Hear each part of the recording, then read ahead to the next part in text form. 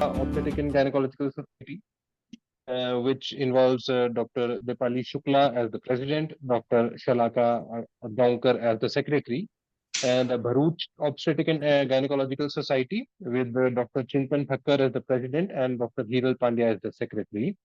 And the Himmatnagar Obs and Gynae Society with Dr. Sarfaraz Kazi as the president and Dr. Vishal Patel as the secretary.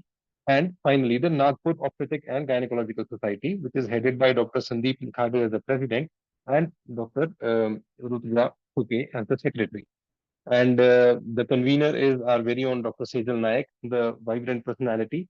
And it is a blessing for us to have Dr. Sunita Tandulwadkar ma'am as the guest of honor. She's the president-elect for FOGSI. And Dr. Sanjay Patel, who will from Ahmedabad, and he will be joining us very soon. So I would now request Dr. Uma to please go ahead with the proceedings. आपल्याला जो महल बनणार आहे ना, महल नाही बनणार आहे, नवीन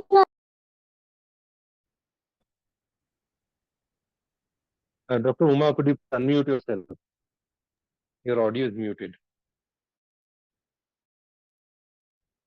Yes, now you can. Yeah, am I audible? Yes, now you. Yes. Good evening, everyone. सुनना चाहते हैं क्या? I welcome my guest of honor, Dr. Sunita Tandulwadkar ma'am. Ma'am is the head of department OBGYN IVF and Endoscopy Center, Ruby Hall Clinic, Pune, and advisor consultant at DY Patel IVF Endoscopy Center, founder of medical director of Solo IVF Clinic, president elect 2025 FOGSI, founder president Society of Ovarian Rejuvenation, president Pune Obstetric Gynecological Society, chairperson and founder honorary secretary ISAR, second vice president. Hello, Sejal. Yeah. Yes, ma'am. Don't worry about my introduction. Can we talk to all of you together? Yeah. Uma, please stop screen sharing for a moment. President, and founded the world's first Society of Ovarian Rejuvenation. Dr. So Uma. over to you, Yeah, ma'am. Dr. Uma, please stop screen sharing for a moment. Madam wants to address the audience. Yeah.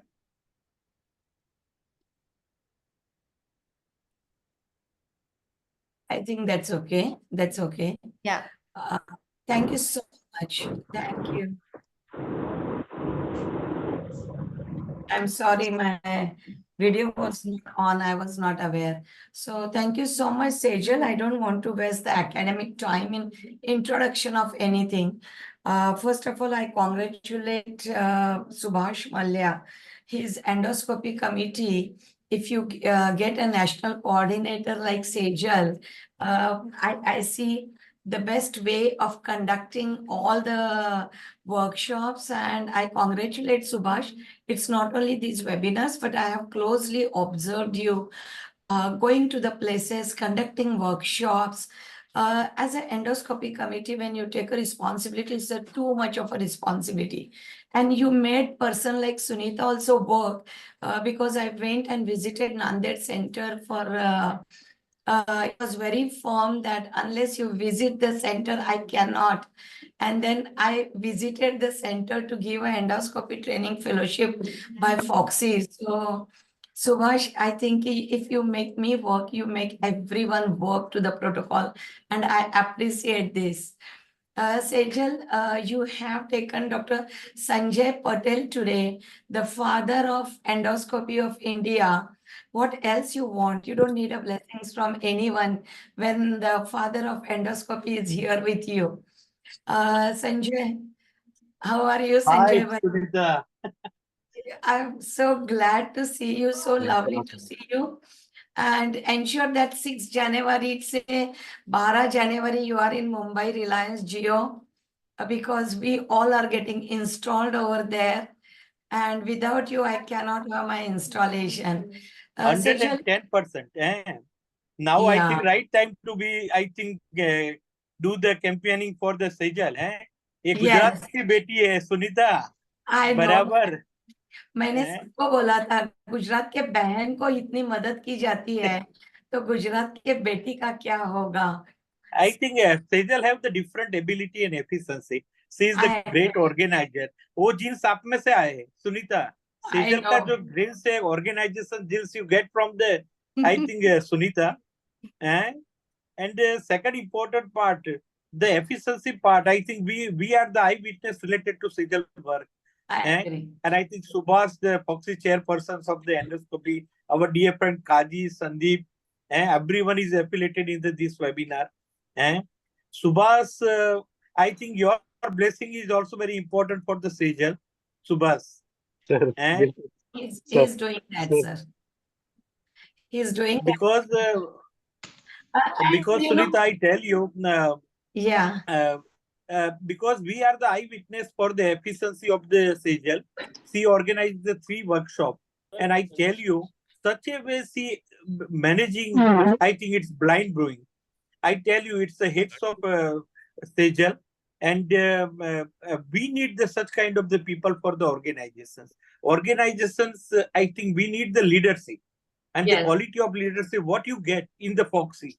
Okay, you are the president of IAG. You create the heights. You create the achievement for the IAG. And now you look, entire world is looking the IAG rather than the only India is looking for the IAG. Same things. I think a great leader have the great leadership. I think वो तो नरेंद्र बेटी की बच्ची है. वो तो क्या कर सकती है? Sunita, if I think if she get the some platform, definitely I think sign out like the anything, because we know the ability, efficiency, determined, dedication work of the Sejal. I think everyone is the eyewitness for the that. Even the Kazi is the one of the guy he spoke related to. Might be he told what she done the activity for the IAG in the Gujarat. हमारी कोई भी IAG event without Sejal is considered to be incomplete. शायद वो दमन में हो, शायद अहमदाबाद में हो, Sunita. yes, Anywhere, I think, because without Sejal we considered to be incomplete, and we couldn't allocate the work. She autonomously take all the responsibility and manage everything. Sanjay, even today in Pune, if any conference Sejal knows, she informs my Prakash bhai, my manager, मैं ये train से पहुंच रही हूँ, उसकी room घर में book है, वो अपना अपना बेडरूम बुक करके सब उसका करवा लेती है, and then she is here 5 days before until the next day, always. And you know what, Sanjay, I'm seeing a coincidence of S here. Subhash, Sejal, Sanjay, Sunita. That's a great coincidence we have. And Sunita, I interrupt you because she have the genetics from the you. It's the genetical susceptibility. Okay? माँ में होगी तो बेटी में आएगी जरूर. Okay? Yes, Sanjay. And she has taken Akola, Himmatnagar, Nagpur, and Bharuch together. And I see Sandeep Nikhade here. I know in December. Sandeep is, I think, one of the part of the Mayflower. He is affiliated with so many years with the Mayflower. And I think Sandeep is also the, I think, create Nagpur on the different level. And Nahata sir also there, ma'am. Dr. Farendra Nahata sir also there. Farendra and Nahata is here. Farinder is also there. This is Farinder. Sir नमस्ते जयपुर से नमस्ते फरिंदर कैसे हो भाई लागू hello नमस्ते sir You know what? I am remembering my FOGSI election, seeing all these team members. So overwhelming. Sejal, presidency के election जैसा तूने endoscopy committee के election को खड़ा किया है. Fantastic. नाता सर. हाँ सर. आपका ब्लेसिंग चाहिए सेजल के लिए. बिल्कुल. बराबर. आप तो भीष्म पिता की तरह हो. अरे हैं. तो गवाच से मिला के जयपुर गुजरात सब जगह पे हो. बिल्कुल sir. Yes. Your blessing is very valuable for us. Farendra, entire Rajasthan is Farendra's responsibility. Entire East India is Vijay Nahata. Gujarat तो संजय भाई के बाहर नहीं होता है. And Subhash पूरा साउथ पे छाया हुआ है. So सुभाष का साउथ नहीं है. नॉर्थ साउथ ईस्ट वेस्ट पूरी जगह पे छाया हुआ है. I agree. Punjab is also उसका है. I totally agree. He can go next after PC Mahapatra. He is in the queue. ये मैडम आपका हाथ रहेगा ना उसके ऊपर इजीली होएगा। I know, बिल्कुल I know. बिल्कुल Farendra. Madam madam But all Farendra, of एक क्वेश्चन मुझे अभी भी है बोलिए कि ना। फरेंद्र, तूने और विजय नाटा सर ने कल्पना तिवारी नाम कब से रख दिया है खुद का? मैडम वो कहाँ गई? वो भी हमारे टीम में अभी नेक्स्ट वही आ जाती है ना थी अभी। मैडम अच्छा, थी मैडम तो लॉगिन उसी के लैपटॉप से किया हुआ है। आप दोनों जब साथ में होते हैं तो तुम्हारा नाम कल्पना तिवारी रखना चाहिए, ये आइए ऐसा मैडम, आपने कल्पना किया तिवारी है। मिलवाते हैं आपको। आइए, वो बोल रहे हैं कि विजय नाटा और फरेंद्र मिल जाते हैं तो कल्पना तिवारी हो जाते हैं। Tiwari. Good evening, good evening. Good evening. I know this is an academic, so I think we have to hand over the mic. Thank you for having us, Sejal, and thank you for making me meet Sanjay, Subhash, and Farendra, Sandeep, Dr. Kazi. Piyush Hora is enjoying Nahata, sir. I'm so glad that you gave me an madam opportunity to madam Bharuch president doctor Also, Chellappan Kanya sir regards sir to has the joined. views Where and is Varsha president? I can't. Chellappan sir has I just am joined. Chellappan Chellappan sir sir has has just joined. joined. I think one Okay, of the Chellappan guy sir, from the I'm so Bharuch, thankful. Bharuch Bharuch. Chintan is also very active member, I Sunita, know. Yes sir. and I think he is the one of the part Bharuch of the has organizing done, the yeah, so yeah, both yeah. at Daman. So Chintan is most probably affiliated in this hysteroscopy event. Yes, yes. Chintan sir and Chellappan, everyone, the way Bharuch has helped me, I am whole life obliged to all of them. All of them. I'm so glad that you made me meet Sejal to all the stars from all over India. And I wish you all the best. Don't think कि चार लोगों ने बात की तो हो जाता है. Reaching out to everyone, giving a call every day is very important. You must be feeling sometimes awkward, saying, how can I call? No, you keep on doing the good work. Thank you. Okay? Thank you. Wish Thank you you. all the best. Thank And looking forward to have you in my team. Subhash to ditch कर रहा है तो आ जा. Well, with God's grace. Thank you, madam, and thank you, Sanjay sir, please, for joining. If you are, All the you are best, in very- OPD and sir all the is in best. very good. OPD. मेरी बुद्धि भ्रष्ट हुई कि मैं आपको छोड़ दूंगा. No, no, no. मैंने तुझे पुल किया है. बहुत प्रोजेक्ट में पुल किया है. Okay, okay. Thank you. Thank you, dear all. Thank you, ma'am. Thank you, sir. Thank you Thank for you. coming. Thank you. Yeah, sir. Thank you for blessings and everything. Thank you. Dr. Uma, we can start with introduction of the first session's chairperson.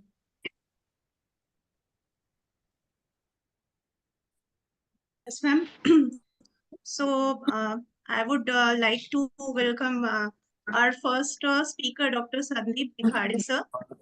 Sir is Director Life Spring Hospital and Parvati IVF Center, Director Milestone Hospital, Nagpur. Sir is President Nagpur Obstetric Gynec Society, member of FOGSI Endoscopy Committee, invited member FOGSI membership cell. Sir has won FOGSI Dr. C.S. Dhawan Award in AICOG Kolkata, winner of IAG Annual Conference, winner of DRM Rohatagi Award Endoscopy 2020. And so next,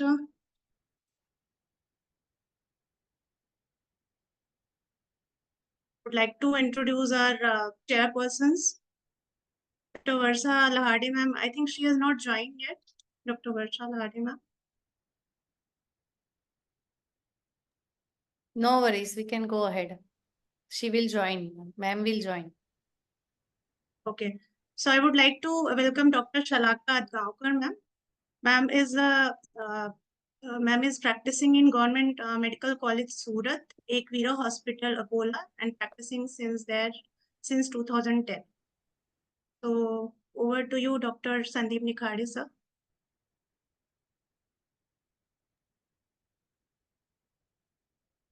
Shall I share my screen? Yeah, please, Oma, please use.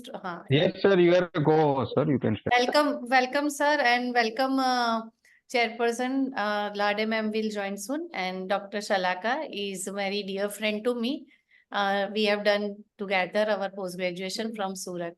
So, Dr. Shalaka, you can switch on your video also. Yes, sir. Sir, mic is Yeah, thank you. Thank you for a nice introduction.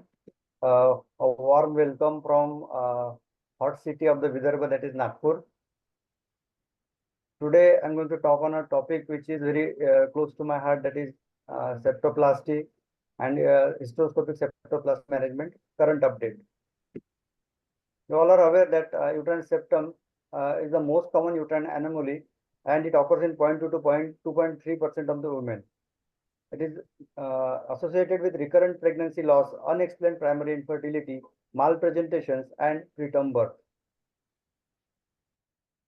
Coming on to the histological composition of septum, uterine septum consists of a similar amount of muscle tissue compared to the myometrial wall. However, these myometrial fibers are more prone to irregularity. Additionally, connective tissue in the septum is more flaccid, and that is why there is some chances of implantation failure or chances of abortion in diagnosed pregnancy cases. So, how to diagnose this septum? The current evidence suggests that 3D ultrasound is the best possible investigation of choice, and it is replacing the MRI for the diagnosis and measurement of the uterine septum. So this hysteroscopic metroplasty can be done conventionally with microscissors, resectoscope, bipolar resections, and laser. So firstly, I am using in my routine practice. I am not using any laser for the management of the hysteroscopic septoplasty. Coming on to the microscopic scissors, it does not require cervical os dilatation. If you are using 2.9 mm of hysteroscope, it doesn't cause any thermal damage to the surrounding tissues and organs. The basic steps includes central portion of the septum is incised first, and the dissection is carried out cephalad. You have to point out the end point of the dissection when you can visualize the two osteas in a line. And if there is bleeding, you can use the thermal ball coagulation in such setting. That is one of the practical points. So this is, and you have to go look for the hysteroscope, laparoscope to see if there is any complication like perforation of the uterus. So another is resectoscopic septum resection. This is a case I did a few years back, and this is the world's rare uterine anomaly in which there is a double cervix, septate uterus, and separate vagina.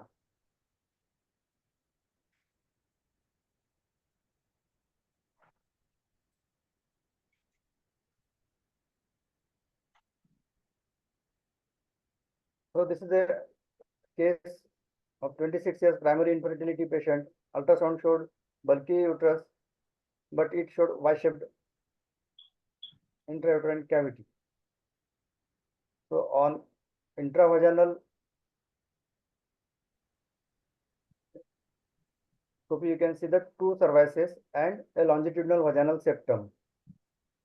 You have to go inside the individual uterine cavity to identify the osteas. When both the osteas are found, you can see the intrauterine septum is there and intravaginal septum is there.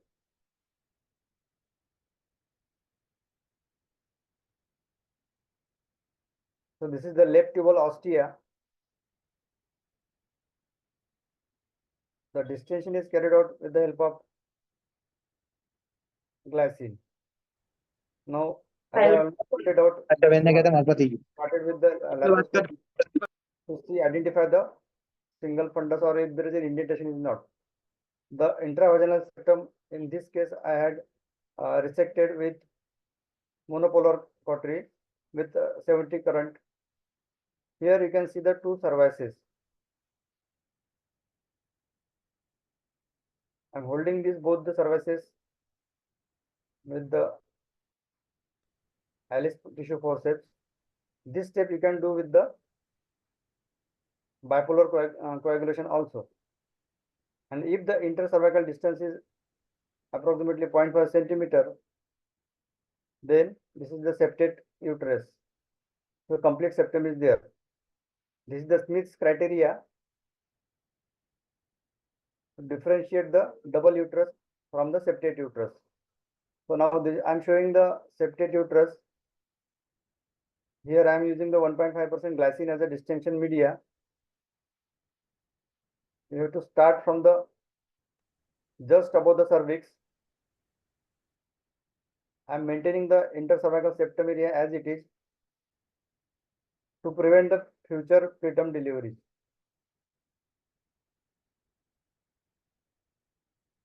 In this case, the monopolar current is using at the rate of 70 watt. You have to go step by step.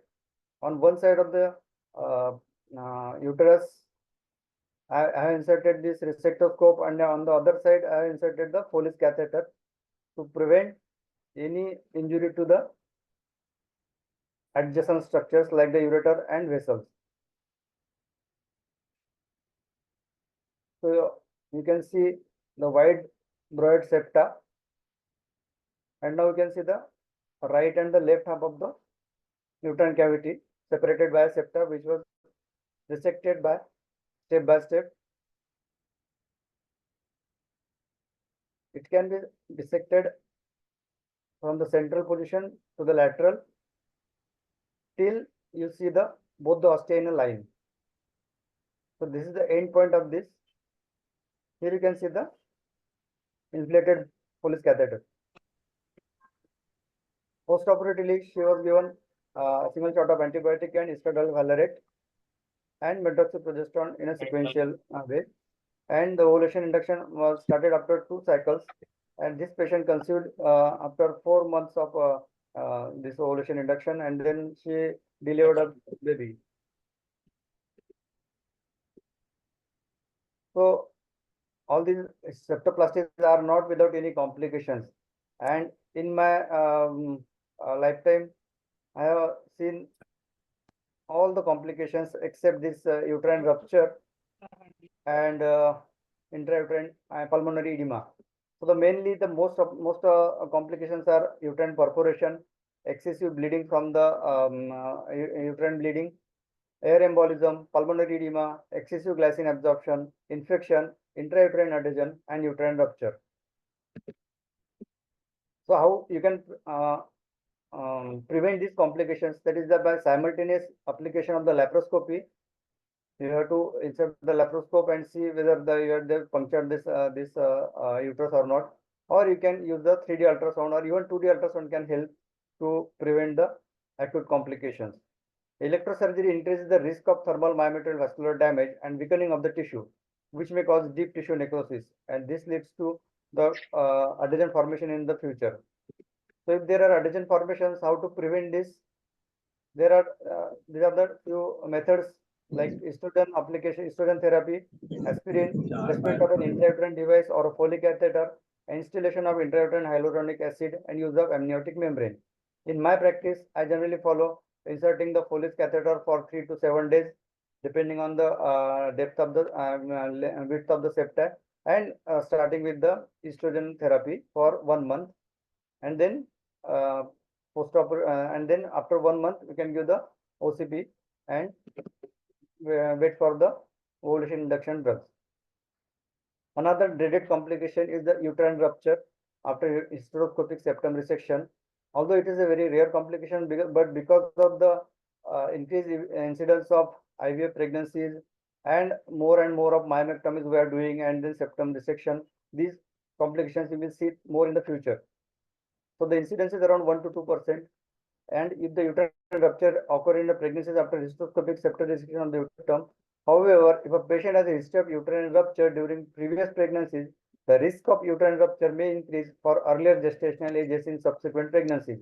So you have to counsel the patients of the myomectomy and the septum resection patients that they have to be very vigilant during the ANC checkup, and then the treating obstetrician should advise the possible signs of complications in each and every visit. So do we always have a complete resection in a single setting? The incidence is saying that the complete resection was achieved in only 92% of the patients, and perhaps the definition of the success should be reserved for the diagnostic hysteroscopy evaluation at the 6 to 8 weeks after septoplasty. So you have to redo hysteroscopy after septoplasty to see whether the septum is properly resected or not, or excised properly or not, and to see if there is adhesions. So if there is adhesions, then you can go for the adhesive lysis, and this will enhance the pregnancy rate in such patients. So this is a paper published in 2014 by the Paradisi R et al. And this concluded that hysteroscopic metroplasty seems to be significantly improve the obstetric outcome in population of women with previous miscarriages. The procedure seems to be safe when done by the skilled surgeons. And this is the latest paper published in 2023 in the gynec minimal invasive surgery, and they studied something around 40 patients, and they concluded that 47% of the patients who underwent uterine septum resection achieved pregnancy in due course without doing any induction, and this 72% of the pregnancies were gone up to the term pregnancies. So the conclusion of the study was that reproductive results of the hysteroscopic metroplasty were favorable in achieving the live and term birth.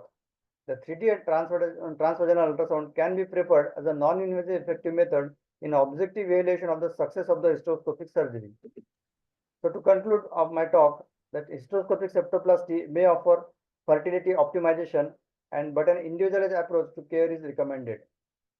Thank you, Sejal, for giving me this opportunity to give my talk, and wishing you all the best for this coming this election. And it's a very prestigious election, I think, one that we are having. That is, one is on the Lok Sabha, and this is in the FOGSI election. I think this is the more prestigious than the other elections, like president also. No, sorry, not like that. Presidential elections are always very tough, and you have to be connected with each and every member there, and you have to prove yourself for like more than 2 decades into the association. So this is my one baby step ahead into the association, and I am, as you know, I am into so much of endoscopy, so that is what I love to organize the programs and to educate and aware crossword. Thank you so much, sir, for spending your time here. Please stop your screen sharing so that we can have the all viewers here. Yeah. Okay. So it was a really wonderful talk, and I would invite chairperson to give the concluding remarks. Dr. Uma, please stop screen sharing. I think Varsha madam has not yet joined. Okay, now Varsha ma'am has joined. I have joined a little bit late. I'm so sorry. Welcome, madam. Welcome. Good evening, madam. Yeah. I have heard Nikhade. It was really good talk about septoplasty and fertility enhancing surgeries. And Sejal, this is really a wonderful platform. And you've started your journey as a chairperson now, future chairperson endoscopy. So all the best and best wishes from my side. And it was really great and to have me here. Thank you so much for giving me this opportunity. Thank you. Welcome, ma'am. You are always an inspiration, ma'am. Thank you. Thank you so much. Is Dr. Shalaka also here? Yeah. Yes, I'm also here. Yeah. It was a very good talk by Dr. Sandeep Nikhade, sir. He has summarized all the things. And I also would like to give best wishes to Sejal Ben. You will be definitely elected as a chairperson. Thank you, dear. Thank you so much. And thank you for supporting all the way. And she is helping me out very well in all sense. Thank you, Shalaka. Thank you so much. We spent the toughest years of our life together. Yes. Our residency together. So thank Yes, and you are always there for us to help us. So. thank you. And sir, Sandeep sir, really amazing, beautiful videos and the complete thank you. septum and all that you manage very well. So it's a face to eye. So I will skip my, I will exclude my talk, septum, I will exclude from my talk now. Yeah. So Thank we you. can Thank go. you. Yeah. Thank you. Thank you, sir. Piyush and Uma, we can go ahead with second session. I would Before now we move to the over. second session, there is just a little question that has come from Dr. Yes, Kishan please. for Yes, Sandeep yes. sir. How in pulmonary embolism metroplasty, sir? If you could just give a short answer so as to Dr. Kishan has asked the question.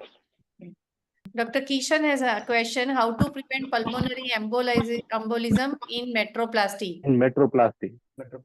Prevent. Yes, yes, yes. Yeah. So to prevention, I when I started my practice, I had one pulmonary embolism case. It was managed by the physician. But then I learned from that is that you have to finish, whether you are doing any operative hysteroscopic surgery, you should finish your hysteroscopic surgery within 10 minutes. So if you are getting prolonged because of any because of this distension is not there properly, or the vision is not proper on urine, then you should stop it and you can do that septoplasty in future. But don't exceed that time limit of minutes. So that is one rule. Another is, prior to this, you should check the vision of the screen vision, and you have to tell your anesthetist that you are starting now the step of the septoplasty. Please measure, please have a look on the this oxygen saturation of the patient. Plus, you should have the drain, keep a drain on at the buttocks level, and all the whatever the distension media you are using, whether you are using normal saline during the bipolar resection or the this glycine, you have to measure it in a bucket, and this should be collected in a proper way, and you should check it that it should not exceed the 1500 ml limit. Another is there is misconception that if we are using normal saline, no, so and bipolar coagulation, तो ऐसा नहीं है कि normal saline या bipolar coagulation है तो कुछ नहीं होता है करके. So when in 2017-18 we organized one workshop at Government Medical College Nagpur, and there was one surgeon, hysteroscopic surgeon operating on a septoplasty, and that limit of the using of the normal saline exceeded to around almost 9 liters. So we are under the impression that we are using normal saline and nothing will happen. But then the things went wrong. Although we managed that case quite gently and patient was okay post-operatively, it is not like that you are using normal saline or the glycine, you will get the complication with the glycine only. Even with the normal saline also you can get the complication. So you have to limit the time limit, and you have to find out how much amount of fluid will be absorbed in the patient, and this will definitely give you the guideline. Another thing is generally, if there is you are suspecting any operative hysteroscopic work, I generally prefer to give the regional anesthesia patient as a surgeon. But then choice of anesthesia would be definitely on the anesthetist part. But then I will prefer regional anesthesia. The thing is that if at all the fluid get enter into the circulation, then you can that patient will tell you that I am getting breathlessness, shortness of the breath, or you can visualize it on the screen that the saturation will be falling down. So these are the few guidelines you should follow in your practice. Yes, sir. Thank you so much, sir, Very well summarize the guidelines of volume overload and the embolism. Here, the air embolism, one of the common mistake is the purging of the tubes. They directly introduce the telescope assembly inside the uterine cavity under pressure. So all air through the tubing and the telescope assembly should be removed. So while irrigation on, one should introduce the hysteroscope inside, and the pressure should be minimum possible. Where the distension of the cavity is well visualized, that is good enough. You don't need to like over distend like balloon. If you can identify the structure well, that is the at the whatever the minimum level of pressure, that has to be maintained. And whenever we are most importantly, when the air embolism occurs, when your bottle is empty and still under pressure, the air is going on. So one person we need to dedicate, that is watching the fluid level into the bottle, and once it is near to 100 ml, then you have to stop the change the bottle immediately and remove the further air. So while the air gushes under pressure with the electronic pressure machines, or through the manual pumping or sphygmomanometer, what they put inside, and then they force the air inside. When that pressure is more than the mean arterial pressure, air get absorbed through the big channels into the myometrium where the septoplasty is being done or the myomectomy is being done, and that air goes and they block the vessels and cause the embolism.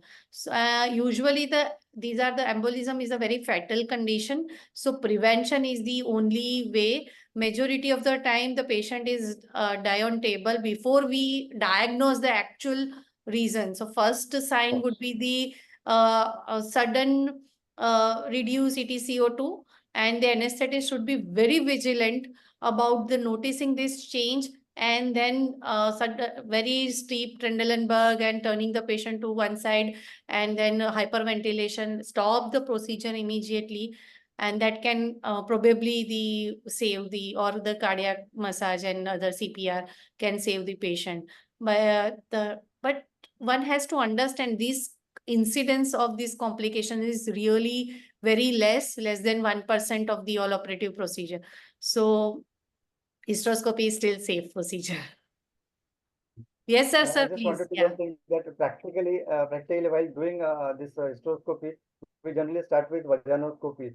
So what I do is I ask one of my assistant to start this histomat, and then I initially leak fluid from the on the perineum of the patient, so that no air bubble will enter into even we are in the vagina. So even the not in- vaginoscope, correct. yeah. Yes. So we have panel discussion also on volume overload and prevention of these complications and the histromat and all. Please stay tuned. Let us move ahead with the next talk. So Piyush, you can go ahead. Sure, ma'am. I will share my screen now. Yeah. For the next session, I would like to invite our own Dr. Sejal Naik. Please as, invite the chairpersons first. They will introduce the speaker. All right, ma'am.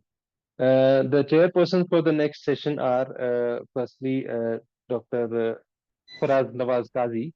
He is the director, he is the director of the Navjeevan Women's Hospital at Himmatnagar, and he has more than 20 years of experience at Himmatnagar only. He did his MD and DGO from the BJ Medical College Ahmedabad, which everybody knows about, and he did his advanced training in gynec oncology at GCRI Ahmedabad, and following which he did fellowship in reproductive medicine. Sir is a member of the Society of Fetal Medicine, and he's the organizing vice chairperson of the SOGG 2023, and he is the president of Himmatnagar and Gynae Society 2024 to 2025, and he's the local joint secretary of SOGOG 2024 to 2025. He's the state coordinator of Sexual Health and STI Committee FOGSI 24 and 225, and he's also the North Zone coordinator of Gujarat chapter of ISAR 2024 to 2025. And Dr. Chintan Thakkar is our second chairperson for the session. And sir is again pass out from BJ Medical College Ahmedabad, where he did his MBBS, MD, and DGO from. He is also having a more than 16 years of experience in private practice in Bharuch. And he has done community projects like health checkup camps and educational seminars on public awareness programs as well. And sir has presented papers and lectures in various regional as well as state conferences. And laparoscopy and infertility are his main areas of interest. And sir has successfully conducted gynae laparoscopy workshop in June 2018. And sir has also is also the president of Bharuch Obstetric and Gynecological Society, and he's also the past president of IMA Bharuch. I would invite sir to please introduce Sejal ma'am. Hello, may I introduce? Yes, sir. Sure, why not? Am I audible? Yes, sir. You're clearly audible, sir. First of all, thank you very much, Sejal ma'am, to give me the opportunity to invite a leader like you, who is having all the ability to run and lead any organization from the front. And we have witnessed this at Eve Endoscopy 2022. That was a grand, mega successful conference which was held in Daman under your leadership. And first of all, I just want to give you best of luck for your next candidature. Dr. Sejal ma'am is right now National Coordinator of Endoscopy Committee FOGSI 2022 to 2024 and future Endoscopy Committee Chairperson from 2025. Yes, definitely. She runs FOGSI and IAG Recognized Training Center at Surat under the name of Bailey and Love Women's Care Surat. She also got FOGSI Young Achiever Award in 2018. Also, she got the award in 2018 to 2024 as a Surat Obstetric Gynecological Society Star. She also got the Best Paper Award, All India Congress AI. He was the organizing chairperson of UIAG in 2019 and the mega successful Eve League EYAG in 2022. He is Sir, also the managing committee. it's enough, sir. Let us not waste time in introduction. I would like directly to start the talk. So I hope you all will enjoy today. Is not TV. You are like a lady singam in the field of endoscopy.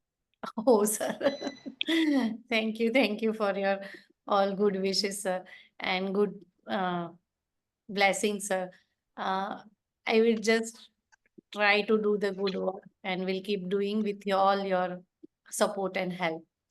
So You all are can you, yeah, can you see the screen?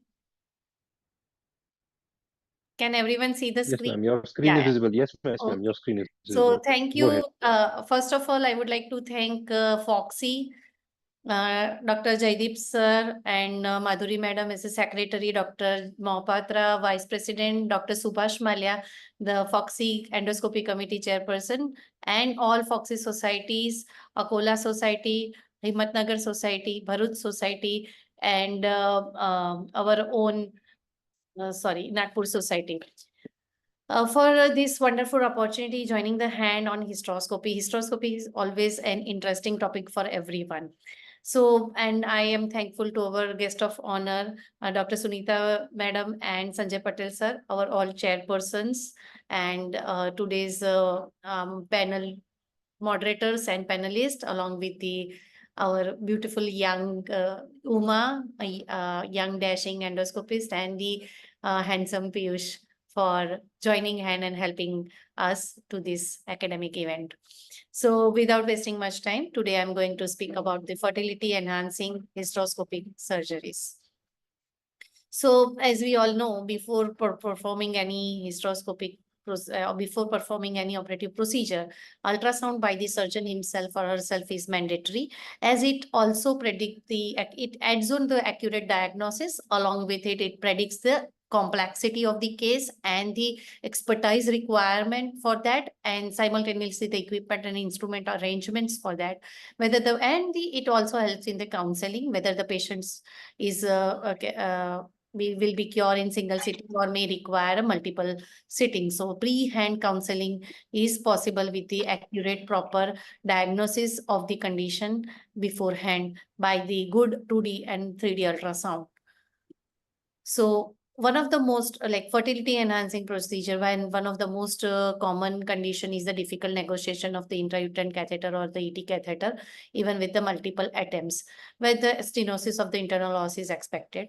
This can be overruled with the ultrasound guided. So one can introduce the dilator with ultrasound guided, or one can do the hysteroscopic dilatation with the ultrasonographic and the hysteroscopic guidance together.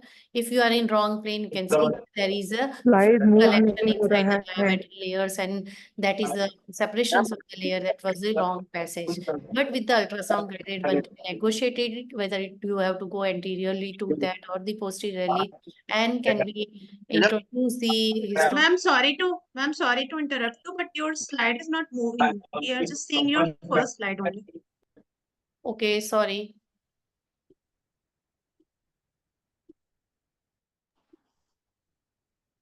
I will stop and again we'll start.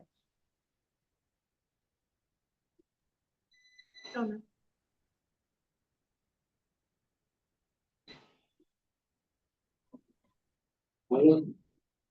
Is it visible now? Yes, ma'am. We can see Is now. it moving now? Yes, yes, ma'am. Yes, ma'am. Yeah. Is it moving now, right? Yes, ma'am. Okay. Can you see the video now? Yes, yes. Very Okay. well. Yeah. So this is what I was explaining, that the dilatation of the internal loss can be done with the ultrasound and hysteroscopic guidance. If you are in wrong plane, you can see there is a fluid in myometrial layers because you are in a false passage. And according to the ultrasound guidance, you can go whether anterior to posterior, depending upon the where your false passage is. So if you are inside the cavity, there is a good distension of the cavity with the fluid, and that can be seen on ultrasound very nicely. So this negotiation and the dilatation of the internal loss can be done with joining hand ultrasound and hysteroscopically. So one has to be good ultrasound. One has to learn good ultrasound, and then one need to do the good scopy also. One can use the laparoscope also to underguided dilatation. If still it's not possible, one can reduce the diameter of caliber of the hysteroscope. So the thinner diameter may go easily, or one can use the smaller caliber hysteroscope. We can give the traction at the cervix so that the uterocervical angle becomes straight, and that will easily negotiate the internal loss. Or we can cut the little fibers at the internal loss with the scissors, and that can let the introduction of the hysteroscope easily. We can use the vasopressin so that this can dilate the cervix a bit. Now, once it is dilated, then we easily can dilate. When the passage is clear, we can easily dilate it further with the dilator. Now, another common is the tubal occlusion. Infection is one of the common cause of infertility in India, and the degree of acute infection can causes the more or the severe infection can causes the more chances of tubal occlusion. And can you and if the multiple numbers of more the episodes of infection, patient may have the more the chances of having the tubal occlusion. So tubal occlusions, if they are the corneal, can easily be managed with the hysteroscopy. So here simultaneous laparoscopy will help. There is no dye coming through any of the tubes, and the on hysteroscopy you can use the novice catheter or the ureteric extending catheter or the cannulation catheter. Advance the guide wire just beyond the interstitial part of the tube. Don't go further so that it won't perforate your tube. And then one can do the selective tubal chromopertubation, and the that occlusion can be open. We can use the both opposite side also with the same catheter, and can diagnose if there is any corneal other further issues can be overcome.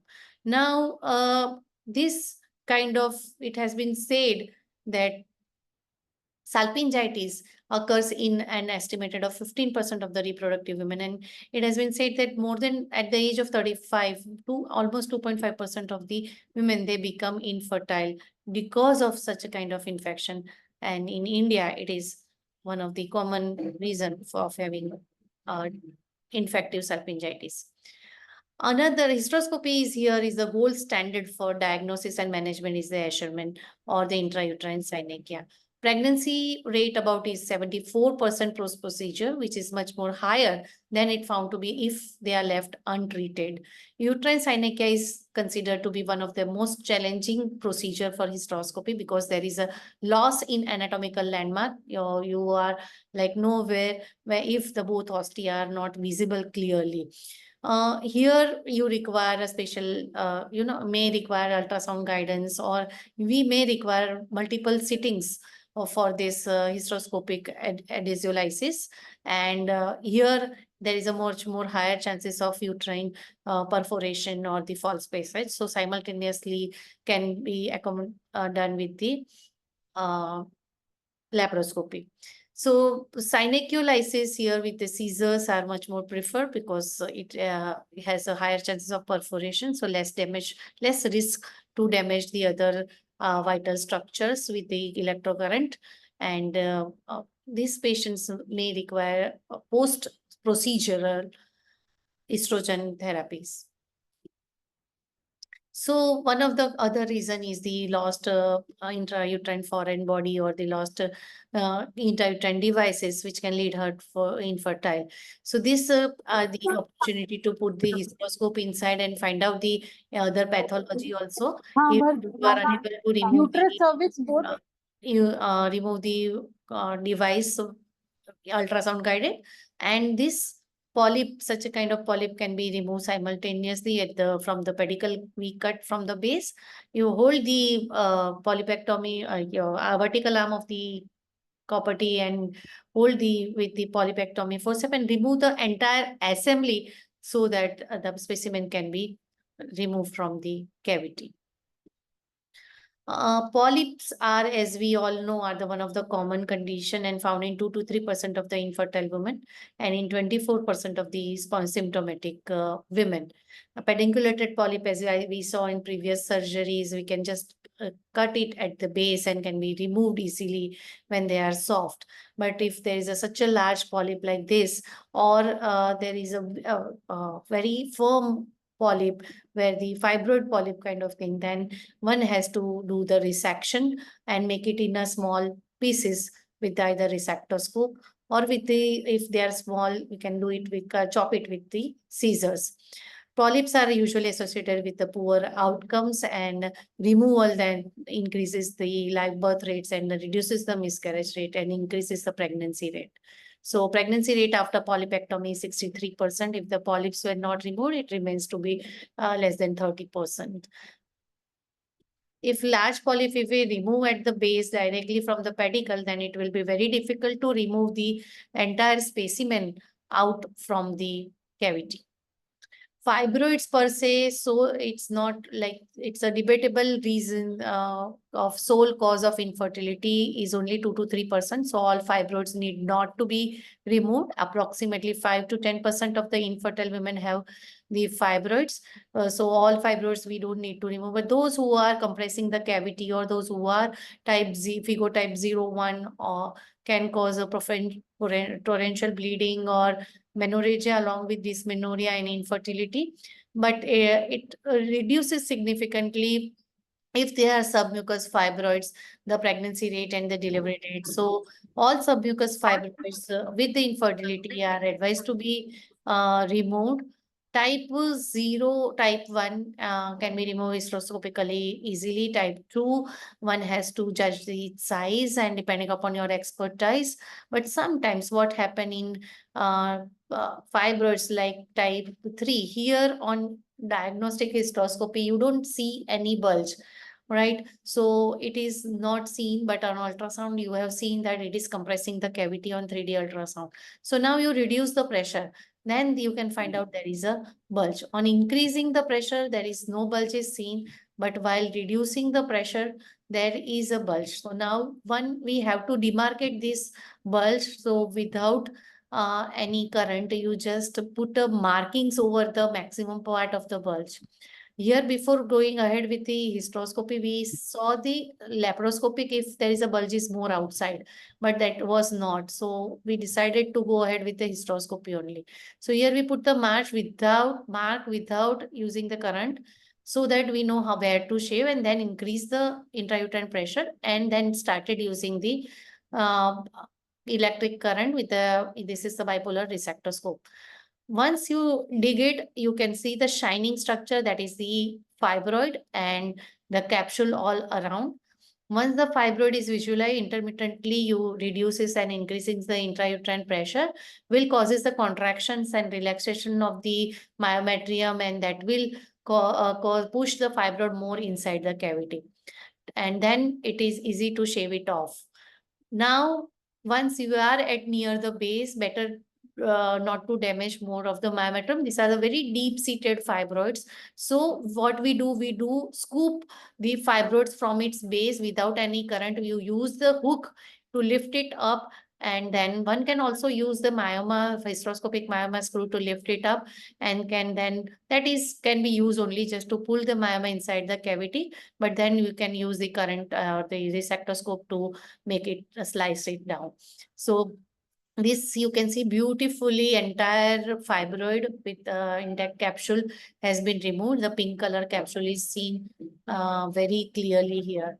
So there is a very big crater here, and here is the more high chances of volume overload, where there is such a deep fibroid and there is a good myometrial vascularity, where you reduce the pressure and see for the any bleeders and just coagulate those bleeders, and can be managed such a cases hysteroscopically very nicely. Where in laparoscopy it won't be you identify at all, because there is no tactile sensation in laparoscopic surgery. So uterine septum, I would not speak much more, as sir has already described it beautifully. But in a primary infertility, its role as a infertility cause is very controversial. But still, if the patient is going ahead with the IVF and there is no other causative factor of her infertility, we would definitely like to remove the septum before her embryo transfer. And it also has shown that the pregnancy rate has been improved, and the live birth rates, ongoing pregnancy rates has been improved, as the miscarriage rate has been reduced following the septoplasty.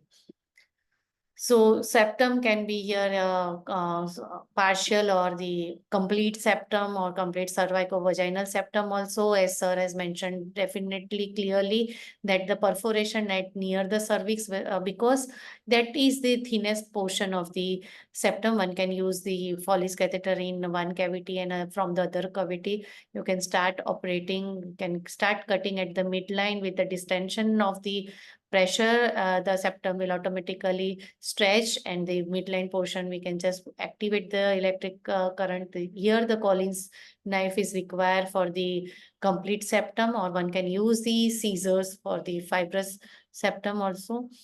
So here under correction is always better than the over correction. Once we can see the both ostia in the same line being remain at the internal loss, is the end point, and simultaneous laparoscopy can also help to prevent the further complications like perforation. Another is the indication is the adenomyosis. Now, we are coming up with more and more cases of adenomyosis as the age advances of the fertility. Age advances with the fertility conceptions, there is a more cases of adenomyosis. It's now more than 40 years of age, nearly 25% of the women they present with the adenomyosis. Here is the case of cystic adenomyoma bulging inside the cavity, and previous attempts of the embryo transfer, previous implantation failures. So we decided to resect it out with the resectoscope, and you can see there is a cavitation formation. Here, the chocolate color fluid is coming up. So this easily can be managed, and the active endometrial implants can be burned it out, and this bulging can be removed. And following that, the patient can go for the embryo transfer. With increasing age of conception, the cases of endometrial malignancy has also been increased. Approximately 7% of the endometrial malignancy is found in around more than the age of 45 years female. And as hysteroscopy is the clinical diagnosis, because it's a typical findings of the endometrial fungating growth with few calcifications and papillary lesions with the, you can see the vascularity, compact vascularity with hairpin-like structure. So this is like very visual assurance or confirmation of its being a malignant lesion. So we can take the biopsy and do the further treatment according to the histopathological report. Another nowadays studies going on for the hysteroscopic PRP and the stem cell therapy. So subendothelial injections of these PRPs, few studies say it increases the endometrial thickness more than 7 means 75% of the cases in patients with thin endometrium. So here we use the one pickup needle and the activated mononuclear PRP is injected subendothelial. And this trial is being going on, and still it requires many studies and researches in even the subendothelial stem cell therapy is under advocated for the very thin endometrium, and that can be done in previous cycle, and the patient is for further embryo transfer for the next cycle. So hysteroscopy is an answer to varieties of infertility issue. It's an art of ART. Hysteroscopy is very safe procedure. Complication rates are 2% and operative, and cases and major complications are less than 1%. Only, but still, only 30 to 40% of the gynecologists they perform the operative procedures. Why? Are there lack of training? Are there fear of complications, or they have attempted but they have failed in the procedure completion? But the cave we fear to enter holds the treasure we seek. So let us all enter this beautiful cave of fertile land, and let us be all skilled enough and improve the safety margin with the operative hysteroscopy. So train yourself well with the experts and get your repeated training done as with the experts. So here I would like to take this opportunity to camping for the my and future endeavor as a FOGSI Endoscopy Committee Chairperson. Thank you. Thank you. Thank you so much, ma'am, for this lovely presentation. And I must say that hysteroscopy becomes an art of ART only in hands of an experienced surgeon like you. When we see your video, that's when we realize how rhythmic and artistic hysteroscopy procedure can be. And it was a treat to watch. And I think there is no topic left that you haven't touched in this presentation. And we have almost gotten the gist of the whole of hysteroscopy. And this was such a treat. I would like to invite the chairpersons to please give the concluding remarks for the presentation. Dr. Chintan is there? I think Dr. Chintan hasn't joined yet. I'm afraid, yeah, Dr. Chintan is not available, I guess. This opportunity. It's privilege. It was really an excellent and informative talk by Dr. Sejal ma'am. Absolutely, you also said the very well. The hysteroscopy is an art, but it should be in the hand of like these all are the masters of endoscopy, and in their hands it looks very easy and very functionally we can get very good result. One question I want to ask Sejal ma'am. Yes, please. Yes. What is your operative protocol for a patient who have been operated by you for Asherman syndrome? What is the pre-operative or post-operative? Post-operative. Post-operatively, I will put 8 number follies inside. Then I will put on a high dose of estrogen, that is 2 milligram 2 times a day.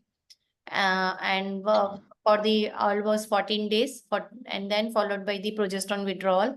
I will again give her I will remove the follies after 7 days, maximum 7 days, can remove after 5 days also. And followed by the next cycle, I will try to start making her endometrium. If it is working nicely, beautifully, we can go ahead. But if you can see there is a still echogenicity or still gap in the endometrial lining is not regular, it's irregular endometrium, we'll have to counsel her for a second sitting after a month or so. So second relook procedure. It depends upon how difficult it was the case. If it is completely entirely plastered uterus and there is no good endometrium seen, she may require a further sitting. If it is just a band of adhesion, that it is maybe the good enough one. Recurrent Asherman syndrome, for prevention of that, do you have any experience with PRP for this type of patients? Sir, frankly speaking, we have done PRP Initially, we were just injecting inside the intrauterine cavity with the IUI catheter, but it was not like working at all. So maybe probably random pregnancies we are getting, but it is not the evidence based.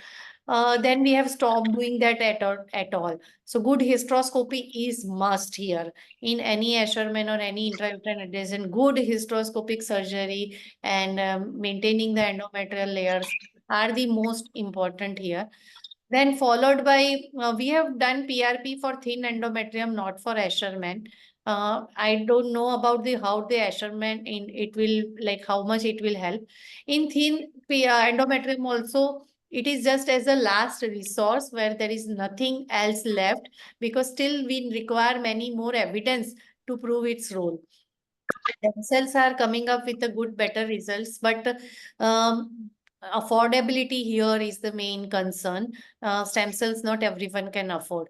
So at least, chalo, kuch to kare. That was the, and fortunately or unfortunately, I should not quote that, but my last two, both PRP subendothelial, they are pregnant. One, they conceived following next time transfer.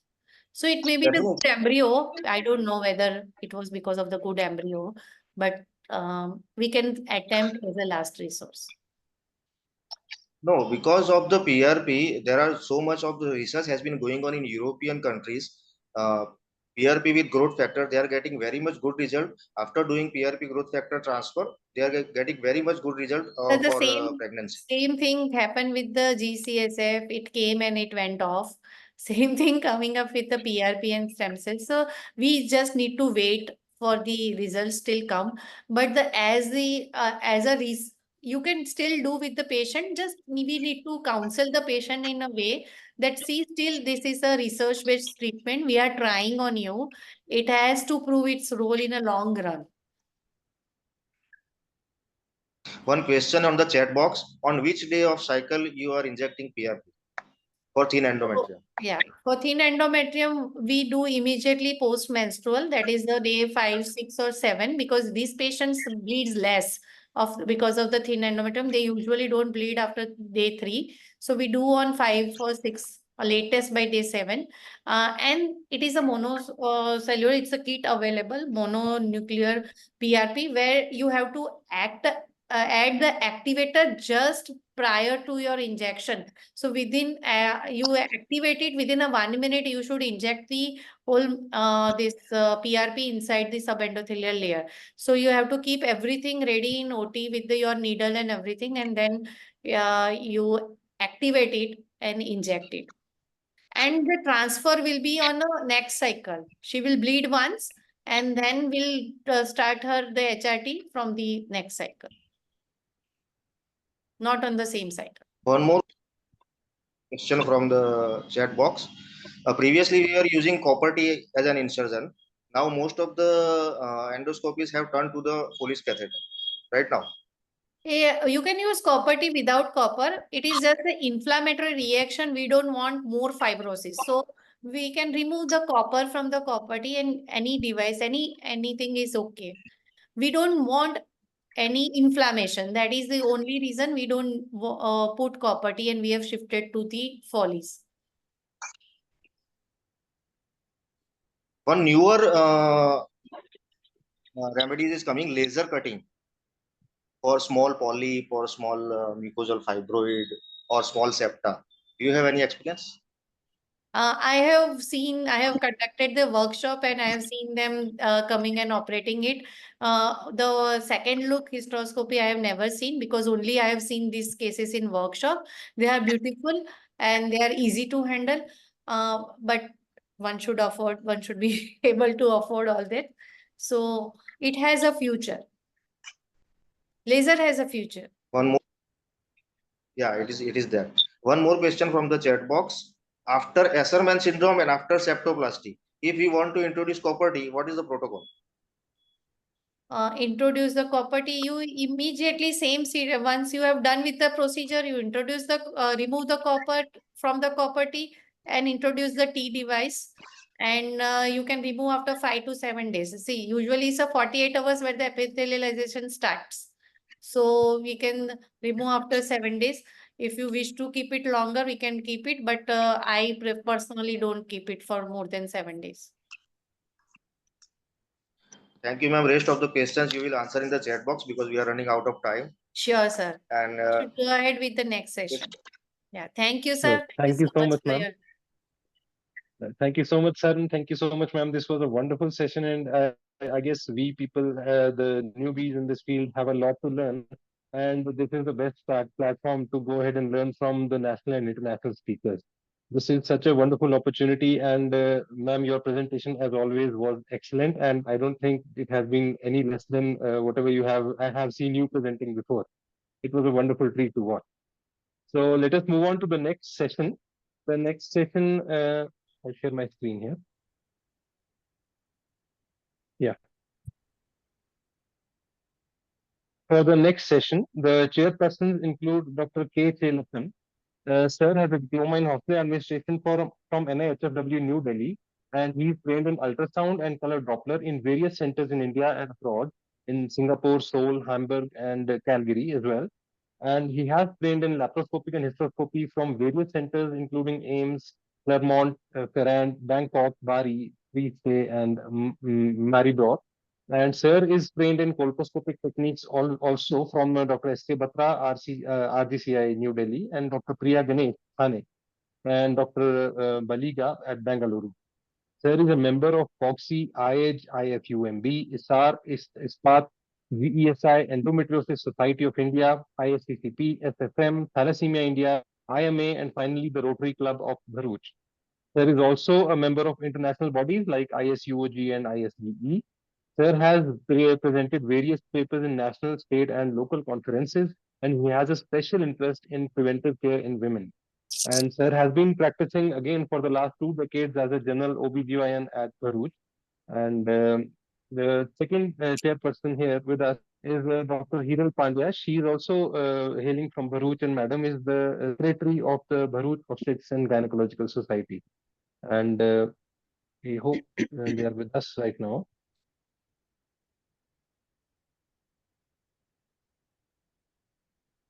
The speaker for the next session is Dr. Sushma Deshmukh.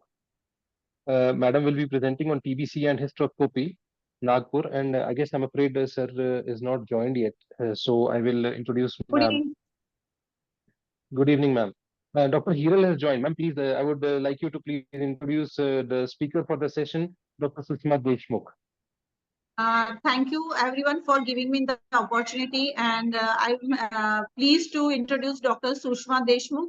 She is Director, Central India Test Tube Baby Center, HOD of OBGY Multi-Speciality Hospital and Research Center, Chapter Secretary IFS 2021-4, President NOGS 23-24, organized 2 national and 1 international hysteroscopy carnivals, regular faculty in Global Hysteroscopy Congress in Barcelona, and she has much more exclusive work in hysteroscopy. So welcome, ma'am, and we will be pleased to have a few golden words from your mouth.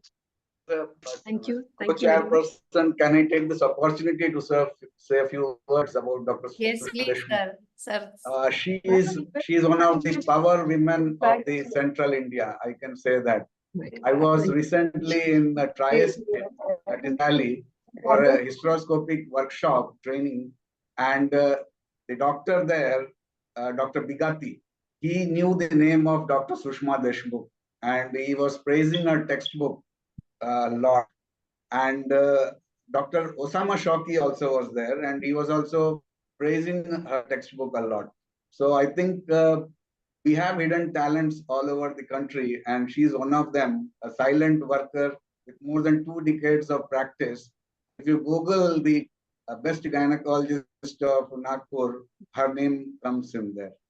So welcome, Dr. Sushma Deshmukh.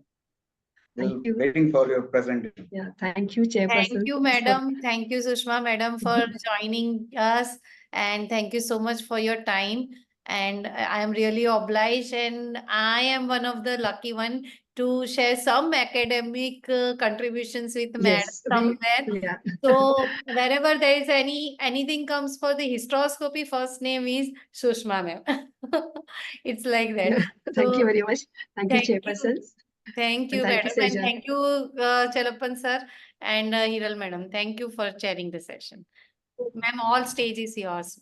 We are eager to listen. Yeah. Thank you. A very good evening to all. First of all, I take this opportunity for involving me in this wonderful webinar organized by the FOGSI Endoscopy Committee and all these societies like Akola, Bharuch, Himmatnagar and Nagpur, my own OBGYN society, and involving in this wonderful hysteroscopy session. Actually, also, I'm thankful to Dr. Sejal Naik. Really, I have been observing and seeing her since so many years. Really, she's a very, constant worker and working for the endoscopy committee. So all the best, Dr. Sejal. And this is especially for you, this presentation. Okay. Thank you. So, Thank you so much. And also, yeah. And we'll move in this because today I selected this topic tuberculosis and hysteroscopy. You know, in this 15, 20 minutes, I will take you on a different journey of this wonderful technology. And it is nowadays we know that the tuberculosis is very common. I always say that it's a silent, it's a hidden enemy. It affects reproduction badly. It's a silent killer and intruder. Sometimes no symptoms, no complaint. It can be an accidental detection. And we have to use our clinical acumen, especially in the infertile patients. That's the type of patient we have to watch for sign because something wrong, something odd, leaving us confused. As someone somewhere, a master player, is affecting justices. Friends, think tuberculosis, put the scope and get the answer. So when we are thinking about tuberculosis, why I selected this topic? Because in India, we face diversity in cultures as well as also in diseases, ironically. At one end, we are accepting, exploring all advanced technologies easily. We know there are masters from our Indians are masters in all the technology, setting the goal and achieving the mastery. But on the other side, we are struggling and witnessing the common basic problems due to population, then the poverty, pollution, and most important, many of us are unaware of these issues which has entered in our gynecology since ages, that is tuberculosis. So how we are going to correlate? We know this is a chronic age-old disease. You must be wondering why, how we can correlate the tuberculosis and hysteroscopy. Because, this topic was given to me in Barcelona. When I went first in 2017, they started. And they were saying that we have not seen the cases of tuberculosis. Incidence is very less. And they were really surprised to see this presentation. And especially what we are doing with this wonderful scope, we are going to evaluate the uterus. We are going to cure the uterus. And especially we have to preserve the function. We know that the endometrial tuberculosis affects the endometrium badly. So we want to catch the cases this earlier, preserve the function, menstruation, reproduction, and we need to save the uterus also. We know that tuberculosis is a major cause of illness and death worldwide for ages. And we know that Robert Koch is discovered this bacillus in 1982. And genital tuberculosis, this causes the pelvic morbidity due to uterine adhesions and infertility in the developing countries. And hysteroscopy is a useful modality in diagnosing the endometrial tuberculosis. It plays an important role in evaluation of uterine cavity, in infertility, as well as in ART and the reproductive failures. So we know that the genital tuberculosis is a disease of no symptoms. It's like a puzzle. And most of the times it is discovered while investigating the infertile patient. That's why we need to understand about tuberculosis to unveil the mystery. So, that if we see the global incidence, India contributed 28% of the tuberculosis cases globally. That's why we are having many national programs for the tuberculosis. We want to remove this tuberculosis from India. That's why our government is working for that. So just learn some facts about tuberculosis. There's a form, the pulmonary tuberculosis, genital tuberculosis. We know of course, the pulmonary infection continues the most common type. And we know that also given the hormone-dependent nature of the tuberculosis, 90% of the GTB involve the women under 40 years of age. And theoretically also, also an atrophic endometrium is a poor milieu for the mycobacterial growth. And this infection has been implicated in the infertility cases, but the range varies from less than 1% in USA and 10% maybe more than in India. That's why they all were surprised in Barcelona to see the incidence of tuberculosis, because they are not seeing the tuberculosis cases. And here we are having the number of tuberculosis cases with us. We know that the mode of transmission is the hematogenous or the lymphadenous or the direct. And usually the mucosa of the fallopian tubes affected first through the tubes, and the tuberculous infection spreads to uterus and the ovaries by the direct extension. But rarely the myometrium is rarely involved. So in short, from the genital tuberculosis now endometrial tuberculosis, which is our topic of discussion. We know that the genital organs most frequently affected tuberculosis in the frequency that the fallopian tubes 95 to 100%, and we can see the incidence endometrium is 50 to 60%, ovaries 20-30%, cervix 5 to 15%, vulva vagina is 1 to 2%. So the after the tubes, that's another next is the endometrium is going to get affected.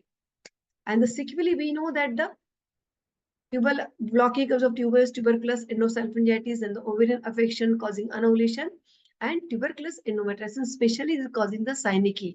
Then granular ulcerative lesions, osteofibrosis, and obliteration of the endometrial cavity. So the how it happens, if we see the specimen, see the grossly the size of the shape of the uterus appears normal. And the generally, there is very important points I'm going to tell you here. The tuberculosis process generally is localized to the endometrium. In most extends the fundus and the decreases toward the cervix. So it's very clear that we have to take biopsy from the fundal area. This is important point. Another important point is that if we do the hysteroscopy in the post-menopausal patient, in the patient a suspicion of the tuberculosis, most of the lesions they shed during the menstruation. So that we have to do the biopsy. If we are suspecting tuberculosis is a premenstrual, we have to do the hysteroscopy. So that's why it is important to learn all these things. And so the why it is important, again, adhesions, thick synechia, obliteration of the cavity, amenorrhea, and infertility. And also these changes are responsible for the recurrent miscarriages. So again, how we are just coming to the clinical presentation. Most of the patient, the clinical presentation are the infertility, primary or secondary, menstrual abnormality. The second most common is the amenorrhea is the commonest symptom, and the latter on the miscarriage rates. The chronic pelvic infection. We should think everything while dealing with the case of tuberculosis. That was actually my idea presenting this thing. We should know each and everything about tuberculosis while dealing with any infertile patient. Again, when we are considering about the diagnosis, so the being a postbacillary disease, demonstration of microorganic tuberculosis is not possible in all the cases. Even the various blood tests, non-specific tests, they are of no use. Ultrasonography is a very limited role. Only thing, if you are having suspicion about the tuberculosis and you are yourself doing transvaginal sonography or ovulation study, it is very, very nice. You can pick up the cases earlier. That always I pick up the cases like this. See, thin endometrium not responding to the follicular development and going on. Many times there can be a fluid collection or the endometrial synecdoche, the hyperechoic bridges you can see if you are very much keen about doing the transvaginal sonography. Hysteroscopy, though we have seen these pictures in our PG days, it's of no use because we can't pick up the early cases. Whenever we see the cases like that, the typical that the star-shaped uterus out of unilateral scarring, because for reproductive point of view, it is of no use. So basically, I wanted to tell we should pick up the case earlier, and hysteroscopy is the only modality. It will go slowly in the uterine cavity, embrace the enemy, take the biopsy, and it will smoothly confirm the diagnosis. So the simple, harmless reproductive technique which does not require any pre-medication or anesthesia also.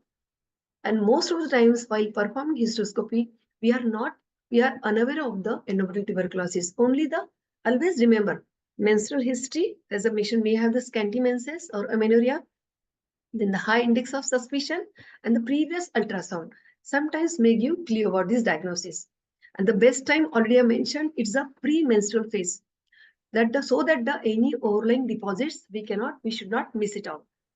Then the hysteroscopy is very challenging and one should be very careful. And the difficulties can be encountered since beginning, from the entry to the uterine cavity. And many times the entry is easy because we are having really wonderful instrument, 2.9 hysteroscope, and the two important things are the 5 French scissors and the forceps. So these are just for the beginners who are observing this. This is the important thing that we should know. We start with the vaginoscopy. Very simple video. Just never touch anywhere. Just go slowly. Just distend the cavity. Place your hands over the vagina. Close it, and you can have a very good picture of the vaginal cavity. Then second is when you are entering the cavity, again enter the slowly. Negotiate your scope. You can appreciate the complete histology of the cervical canal. See what you are observing. You can see the vessels, the blood flow. Is really, we should appreciate the normal things. I'm specially just doing this video so that you can appreciate the normal video. So it is an arbor white. Then at the level of interloss, it is a transverse diameter is more. But the hysteroscope, the vertical diameter is more. So we have to just move our scope in a right angle. This is the office hysteroscopy. See how nicely we can enter the cavity. So we should have a normal picture how the endometrial cavity looks like. See, this is the right ostium. Then we can see the glands, the typical proliferative phase of the endometrium. So now coming to the moving towards the typical hysteroscopy, which having the patient having the tuberculosis. Now this patient was referred to me from the Madhya Pradesh with the 8 years of infertility, and when I did the ultrasound, there was typical echogenic hypergenic, the bands where I could appreciate.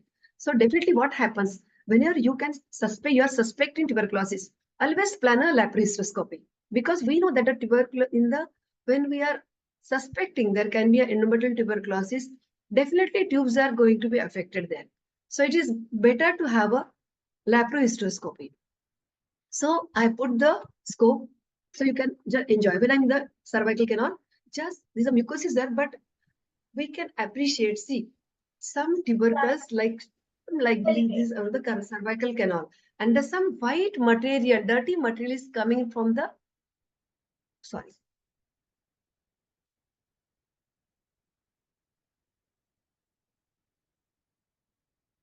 So you can see that some material is coming from the interloss somewhat stenos. So I put the forceps, you can dilate very nicely. See, when I enter the cavity, you can see these are typical tuberculous endometritis picture. White fluffy endometrial, dirty bizarre endometrial. You can see in between the tubercles are there. Areas of hemorrhages and necrosis you can appreciate. And the no glands you cannot appreciate. And a typical geographical appearance is there. See, when you view the cavity from the internal os, you can see the shrunken cavity. So the typical white fluffy material is coming in the way. Many times you may not get these clear pictures, because always remember that when the patient is having tuberculous endometritis, many times they are having there's a patient maybe this having the poor distension.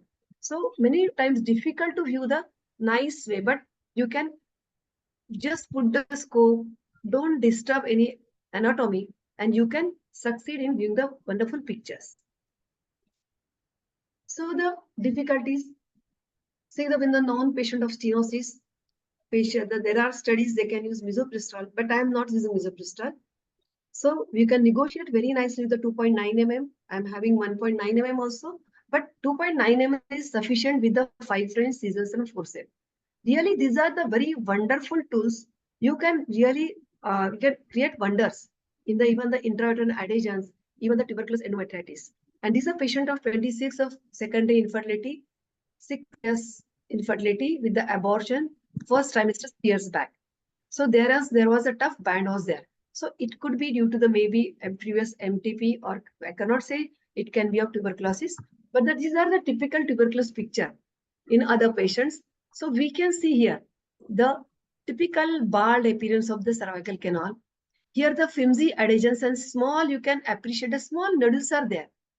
And the tough fibrous bands are there. So with the proper visualization, with the increase the pressure, persistent control pressure, we can distend the cervical canal cavity very nicely, and we can proceed with the help of scissors and forceps under vision. That is the beauty of hysteroscopy. And sometimes, many times, you may not get a clear picture, but believe on your hysteroscope and just move with the water currents. Now, in the canal, see, in this patient, we can see at the level of interlos, there are tough adhesions. So I'm trying to break with the help of the forceps and the scissors. So now always remember that we should know the complete anatomy and what we are doing with the scope. Always I tell to all those who are having the guidance, you should marry with your endoscope or the hysteroscope. You should know each and everything. Suppose the forceps are there. If you just open the blades of forceps, what is the distance? Distance is 8 mm. If you open the blade of scissors, the distance is 6 mm. These are very practical points, so that under vision you can easily just dilate also, and at the same time negotiate and enter in the uterine cavity. Also, another one important in the internal os. Many times we stuck at the level of internal os. So it is 7 to 8 mm the multiparous woman, and the nulliparous woman, it is less than that. So our Bharuch is 2.9, and when we are having the inner sheath, many times I may not use the outer sheath also. There is no need while just negotiating in the internal os. So with 4 mm, we can easily enter the uterine cavity.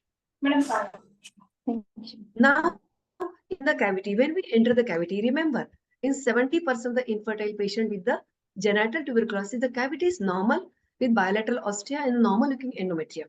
And the classical hysteroscopic findings of endometrial tuberculosis is a rough, dirty, bizarre, dirty looking bizarre pale endometrium with the glands opening not seen and overlying whitish deposits. But however, always remember that we may not appreciate all these signs in all the cases. But sometimes we should remember all these findings. That's why I'm just putting up the pictures.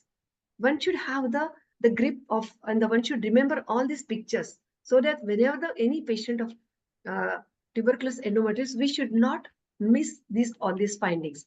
Typical, we can see the bizarre dirty endometrium, the bizarre plain fluffy endometrium. What we have observed in the previous video, the multiple white flakes are coming. Then here we can appreciate irregular pale endometrium with hyperemeted places. You can see the tubercle also here. You can appreciate the cavity in the posterior wall. There is a tubercle with the internal hyperemic endometrium on the posterior wall. Then see, sometimes, this is a wonderful findings also mentioned in many textbooks. If you put the scope just at the level of the uterine cavity, at the cervical canal, you can see such typical tubercle is attached with a thin attachment. The filmy adhesions with the tubercle. This is a pale endometrium. Then we can see the right ostial adhesions are there, and many times the left ostium we can see the covered with the filmy adhesions. So these are the findings. Another important, see, always I see whenever you are observing the complete uterine cavity or the endometrium, just slowly start withdrawing your hysteroscope. And when you are at the level of interlos, you can observe the cavity of the shrunken small cavity. You can appreciate very nicely. Even in normal case also, you can view very nicely. Start practicing viewing the wonderful uterine cavity, and you will be really admired with the nature. And another important thing we are doing, we instill the methylene blue. What happens with the methylene blue? The glistening white, highly reflective deposits, they stand against the background of the endometrium. When we instill the methylene blue, the normal endometrium will take up the blue color. But these tubercular deposits, they will not take the color, and they will start shining like a starry blue sky. So it is not a typical picture, but many times we do get a wonderful picture. So this is the confirmed diagnosis of tuberculosis. So whenever we are finding all these things in the hysteroscopy, definitely I just put the scope in the abdomen, and we can laparoscope, and we can see the complete adhesions in the tubes and everything are with the tuberculosis deposits. Now, this is a typical case of tuberculosis. Now, we had our third important Nagpur Hysteroscopic Carnival just in the December 2023. And we selected many cases. And we did hysteroscopy in many cases. And this patient, typically we did in the carnival. And we can see this, that is, just enjoy this case. So we started with the vaginoscopy. I put my scope, negotiate in the canal. You can see the wonderful canal. Again, you can see even the mucuses, there is some deep, typical dirty material coming through the internal os. See, the canal is nicely maintained. Again, you have to move the scope towards the right angle. Just move the, and you can see the tubercle is there. See, and when I entered in the cavity, see the some dirty material there. This and some, you know, the flimsy adhesions are there. And thank God we could pick up this case earlier. See, there you can see the typical, and then the right ostium, you can moth-eaten appearance. See the right ostium. You can appreciate how it is affected. Right ostium. And these are the seed adhesions are there. Small, bit simple adhesions are there. And I suspected tuberculosis. And generally, she's positive. We started a treatment, and to her surprise, she's now 3 months having the 3 months pregnancy. So I request everyone, start using this wonderful technology. Pick up the cases earlier. This is very important message because we should have a, like what obstetrician always ectopic minded. So any infertility specialist or any gynec person should be a tuberculosis minded, because in India we are getting rampant cases of tuberculosis. So now how to confirm diagnosis? On hysteroscopy, we assume that it can be a case of tuberculosis, even though we can confirm also, but we need to confirm by the many other things, modalities. In 2021 standard treatment workflow in the management of our national body, and I'm putting up here. One is a test, microbiological testing. This is a molecular testing. This is a gene expert. Always remember the gene expert test is available at each and every place, and it is free of cost. Remember, whenever you are dealing with any infertile patient, always do this gene expert. It is free of cost. You just communicate with your official body, and they will give this thing. Okay. Another 2-night line probe, but we can do the only gene expert. That is sufficient for us. You can say you are the pathologist to have a gene staining, but what test I am doing? There's a gene expert, number one. Second is a culture. There's a LG medium culture or many other there. The backtech and many cultures, depending upon their choice, they can decide. Then the other test is a histopathology examination, tissue biopsy. These 3 tests are very important. So now after hysteroscopy, there are 2 types of situation. Normal picture on hysteroscopy, but high index of suspicion. Because, we cannot get all these pictures what I have shown you. We always suspect, according to history, according to the ultrasound, many times we do get the only thin endometrium, which is not responding at all. So we get a normal picture, but high index of suspicion or the varied visual presentation of the tuberculosis in hysteroscopy. So in normal saline, we have to select the sample. So for the gene expert, the CBNet, there's a cartridge-based nucleic acid amplification test. There's a gene expert. And the second is the culture, algae or bacteria, depending on the choice. And another sample is the formalin for the histopathological studies. So we can conclude our diagnosis around 60% with all these 3 modalities. And these 3 modalities are recommended by the national this government protocols also, because I'm having recently I always take the updates from all these people.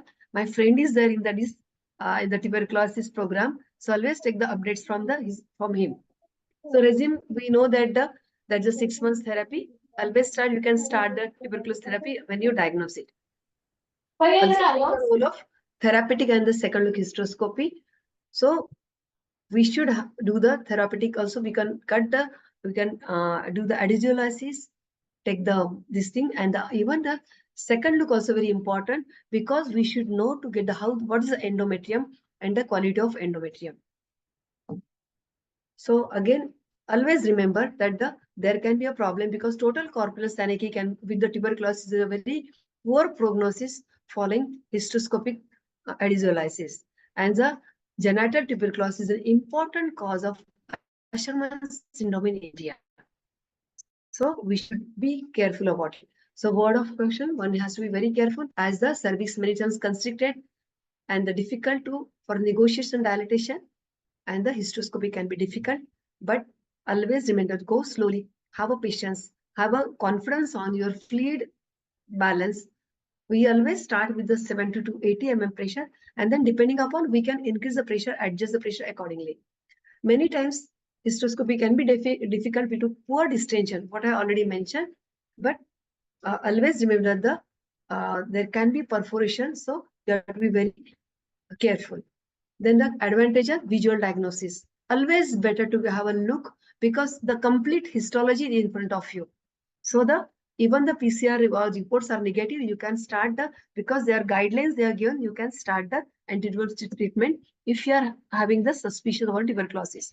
Also, we can get a better opportunity to have a material for the histopathological and the confirmation of the diagnosis. In the same sitting, we can do diagnostic as well as a therapeutic, as the adenolysis. And the second, we can confirm the benefit of the treatment as well as the fertility potential of that patient. So in a nutshell, tuberculosis is one of the major problems of infertility in the developing countries. Hysteroscopy is a wonderful modality in diagnosis of the endometrial tuberculosis. And basically, it is we have to pick up the cases earlier. So the preliminary assessment hysteroscopy followed by testing for microtuberculosis can detect earlier and we can start the treatment earlier. So we can save the reproductive organs from there's a permanent damage. And genital tuberculosis is important and the common cause of Asherman syndrome, causing oligomenorrhea infertility. Also, relook hysteroscopy is very important to see the effect of antitubercular therapy. Hysteroscopic vision has given an opportunity to visualize the uterine cavity and plays very important role in the diagnosis of tuberculosis. So these are the various screening tests. But always remember that the need of our is to sensitize and educate the healthcare professional also across all levels of healthcare. So the joint effort, everyone can be a big step towards our battle against the mycobacterial tuberculosis. So, and also friends, endometrial tuberculosis is a disease giving difficulty in diagnosis, always in dilemma with studies and discussions, responsible for infertility and affecting justosis. In the mild cases, we may miss. Severe cases present with the adhesions and fibrosis. There can be chaos in finding the cervix, entering the cervix, in maintaining the flow to see the endometrial glow. But be stable, have faith in hysteroscopy, which will assist in evaluating and diagnosing assessment after therapy also. Thank you very much. Thank you, Dr. Sushma, for this nice presentation. So a very comprehensive presentation, right, from the diagnosis till the management. I think there is a question in the chat box that whether we should start the ATT on the basis of presumptive diagnosis on hysteroscopy or we should wait for the histopathology report. What is your take on that, madam? Yeah, basically, I'll always wait for the histopathology report and the if you are see, sometimes they are the first case I just shared with you the video. In that case, it is clear-cut diagnosis of tuberculosis. So only we need to confirm with the other modalities. So we can, in such cases, we can start the diagnosis. But suppose we are in dilemma, we can wait for the results. But I mentioned you that we can diagnose with all these three modalities only in 60% of the patients. So basically, if you are suspecting, it is giving a guidelines. So the typical adhesions, typical the markers I have mentioned, these are the important tuberculosis markers. So we can directly start the AKT. There is one question from Dr. Dipali Shukla, whether we need to repeat this test after completion of the ATT. I don't think so. There is no need to repeat the test. Only we can have a second look hysteroscopy. Second, yeah. And we can just... In your practice, are you, informing the government officials about this tuberculosis, genital tuberculosis, or you're taking the treatment on your own? No. We need to inform, see, the drugs and everything is freely available for the patients.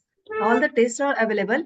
Once the patient is diagnosed, your center should get attached to the official, government officials, so that they will definitely come to your place. They will take the sample also, because they come to my place and they collect the sample. And if it is positive, they will give the free medicines also to the patient. So it is notified. It should be notified to the government. Yeah.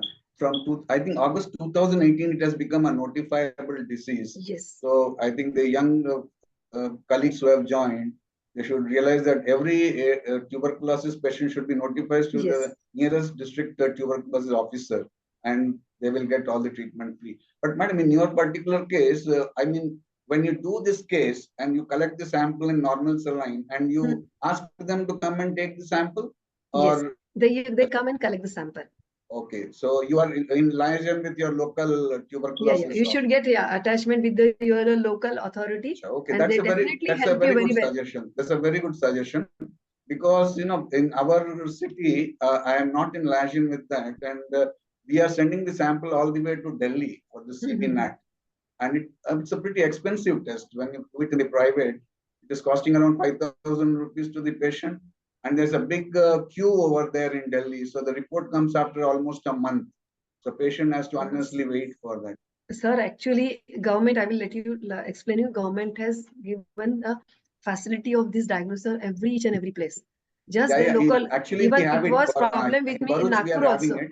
But unfortunately, I mean, I was not aware of that. Otherwise, I would have also, I mean, motivated those people to coordinate with me. That's a very good suggestion. I will learn. Sir, actually, I was also unaware of till 2007. But I just mentioned you, my friend is there, he's working with the tuberculosis classmate. He mentioned that why they are not coming to your place. Then he talked with the authority. Then regularly they are started in Nagpur everywhere. And that is their duty, because it's a national program. And government is really in the eradicating. That's the NT program, National Eradication Program. So that's why, because previously it was RNT CTP, now it is a eradication program, and the government is working on that. So they should come to our place, and even if they are not coming, we can ask our any person or the patient's relative that to go to that place, and basically our hospital person, if they go, is a better, because the patients relative they don't understand. Very good suggestion, very good learning point from your lecture, madam. Coordinate with the local government people and offer the best services to our patient. Very nice. Actually, yeah, that is their duty to do it, because it's a national program. But unfortunately, unfortunately, we all are not aware of it. They are not taking interest in it, and they are also overloaded. So, I mean, we don't blame them. Anyway, very nice presentation. I don't think there's any other question in the chat box. Thank you, Thank you so Sushma, much. for your wonderful presentation and inside details of tuberculosis complex. There is one last question. Difficult There's to one last question. diagnose, and as you said, it is confirmed, and to even to treat and go ahead. So the last question I will ask, and then we'll move ahead with the panel discussion, as we are already getting very late, very late. So this is how early we can start the IVF treatment following the AKT started. See, if you start the AKT treatment, you can wait for 1 or 2 months only. Okay, because initially we are starting with the 4 drugs regime. And what happens? The patient should tolerate everything, and then we can start. And even the patient considers there is no problem. There is no side effects of these drugs on the pregnancy. So we can very well start the treatment. So once the intensive therapy is over, one can start the... because at least for 2 months also, why should we wait? Because the patient should get adapted with all these drug regimes. That's why. And madam, if how early we do the second look hysteroscopy following AKT? After 6 months of completion of AKT. Thank you. Thank you so much, madam. And we would like to hear Thank you you again very and much. again in some other program and some other topic. So thank you so much for joining. Dr. Parendra and Dr. Kalpana Tiwari are ready with the panel discussion. It will be wonderful if you can stay back and can give your Sure. I would love to listen. Yeah. And all the best. Thank you, madam. Thank you, Chelapan sir. And thank you, Hiral madam. Piyush, we can go ahead with the Dr. Uma. We can go ahead with panel now.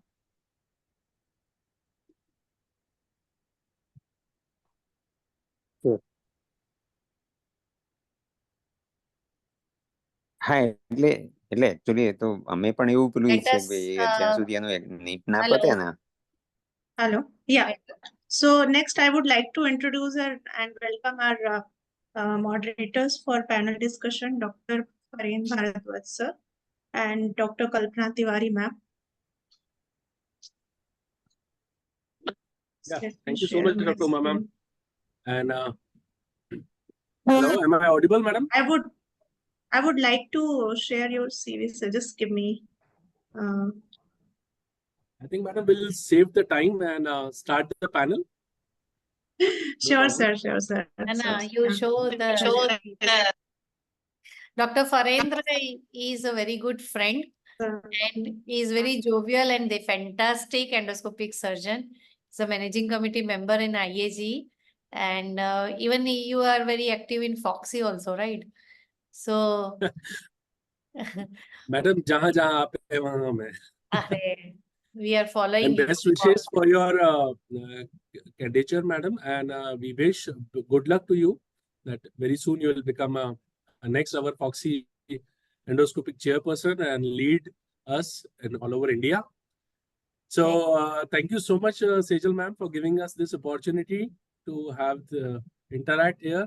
And it was a wonderful session. We have heard all the good speaker, and it was really an informative session.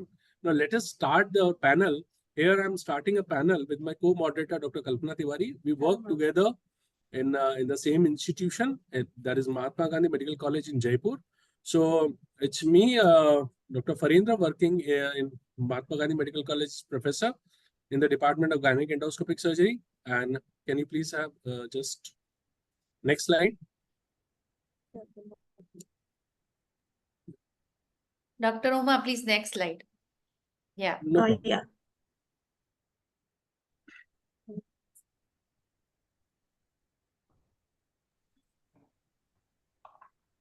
Yeah. My slides are visible? Yes, Yes, sir. yes.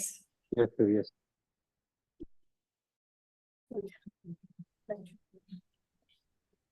Yeah.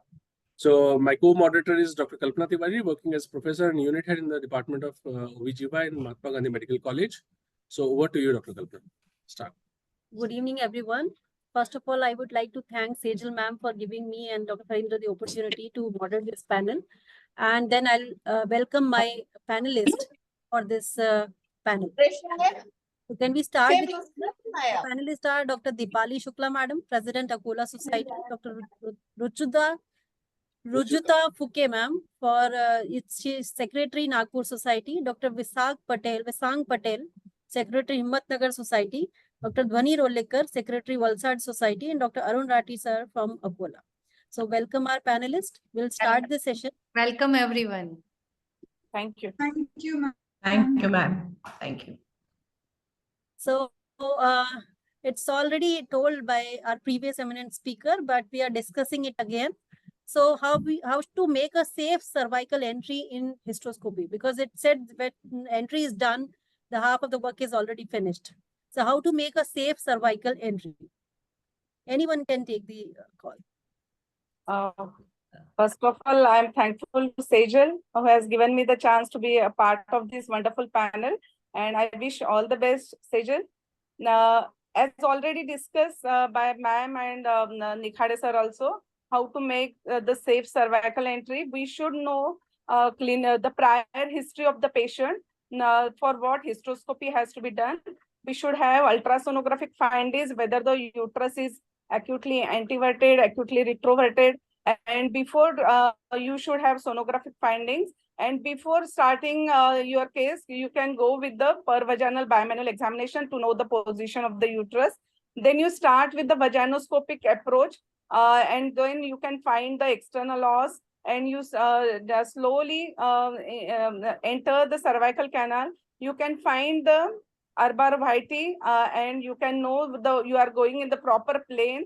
And the entry in the uterine cavity is very important. And at that point, at the level of internal os, you have to rotate the light cable at the 90 degrees so that your hysteroscope is in transverse entry. Hysteroscope tip is transverse diameter, and you can safely enter the uterine cavity, you can visualize the uterine endometrial tissue. So you can have a safe entry with prior diagnosis. Thank you so much, ma'am. You have very well summarized that we should take a proper history, then proceed with the examination and imaging, and then plan our cervical entry. Now, I would like to ask Dr. Rai sir to add upon his experience in this. Dr. Rati? Dr. Arun sir is there? Kindly Hello? unmute if Dr. Arun sir is there. Vishang, Dr. Vishang is there? Yes. Yeah, hi, Dr. Vishang. Vishang, would you like to add something into this? How Yes. you make Nowadays, we are only using 2.9 mm hysteroscope. So the safe cervical entry, we always go through vaginoscopy. We first do vaginoscopy, and under vision, we take the entry. If one is using the older, the 4 mm or the sheath size is more, then one can prior installation of misoprostol vaginally 2 hours or 4 hours before. Also, is the cervical entry. But the thing is that we should always make sure that we go with the curvature, we go with the cervical canal, and with the prior USG report, make sure to avoid the use of Hager's dilator. Wonderful. Thank you, Dr. Vishang. And I think it should be a non-touch technique. The insertion should not, the hysteroscope should not touch anywhere to the walls, any walls. Correct. Thank you so much, Dr. Jyotama. Very, very important point. If you really want to secondly, upgrade. for operative, for diagnostic hysteroscopy, we do not require dilatation, and 1 hour prior NSAIDs is fine, right? You don't need even. But in order to prevent vasovagal and the painful insertion, we can definitely give 1 hour prior to this hysteroscopy non-steroidal anti-inflammatory drugs. Very nice. Thank you so much, ma'am. That will make her comfortable, and at the same time, just verbal anesthesia. They say keep on talking with the to the patient, show her what you are doing, so that will divert her, and that will actually easily make our cervical entry safe. Very important thing, Rujita ma'am, you have correctly said. But I would like to, say and add this thing that as a beginner, if somebody is starting, please do it every the initiation operation theater. Learn the curvature of cervical canal, learn the safe entry, learn the entry in low pressure. Wherever you want to increase the pressure, understand this mechanism. Then gradually move to sedative and then office or clinic OPD hysteroscopy. And that will be a master. You should not touch anywhere, as really by Dr. Jyota ma'am. So nice of you, ma'am. So much. We'll move to another next question. And one thing I want to add, the position of the patient is also very important. The patient's should be beyond the table so that you can manage the hysteroscope in anteverted and retroverted patients, uterine entry. So one more thing which I have seen and learned as a beginner, we keep our hand and we always maintain that hand and take the direction. It helps a lot. So it is always in my mind when I start the hysteroscopy, putting hand down and navigating through the cervix. Dhwani, there is no such rule that you should keep your hand down. See, what It is align your scope through entering the cervix. Yes. So as our previous speaker, ultrasound clinical examination is very acutely anteverted. So you keep the bladder full, it will help you out. Post and retroverted uterus, you don't have to go down. So navigation, the way, we use mobile, goes from one place to another place, and just follow that arrow, the same way follow ourselves into the cervical canal. So thank you so much, our panelists, for giving all these valuable inputs. We'll move to another question. Yes.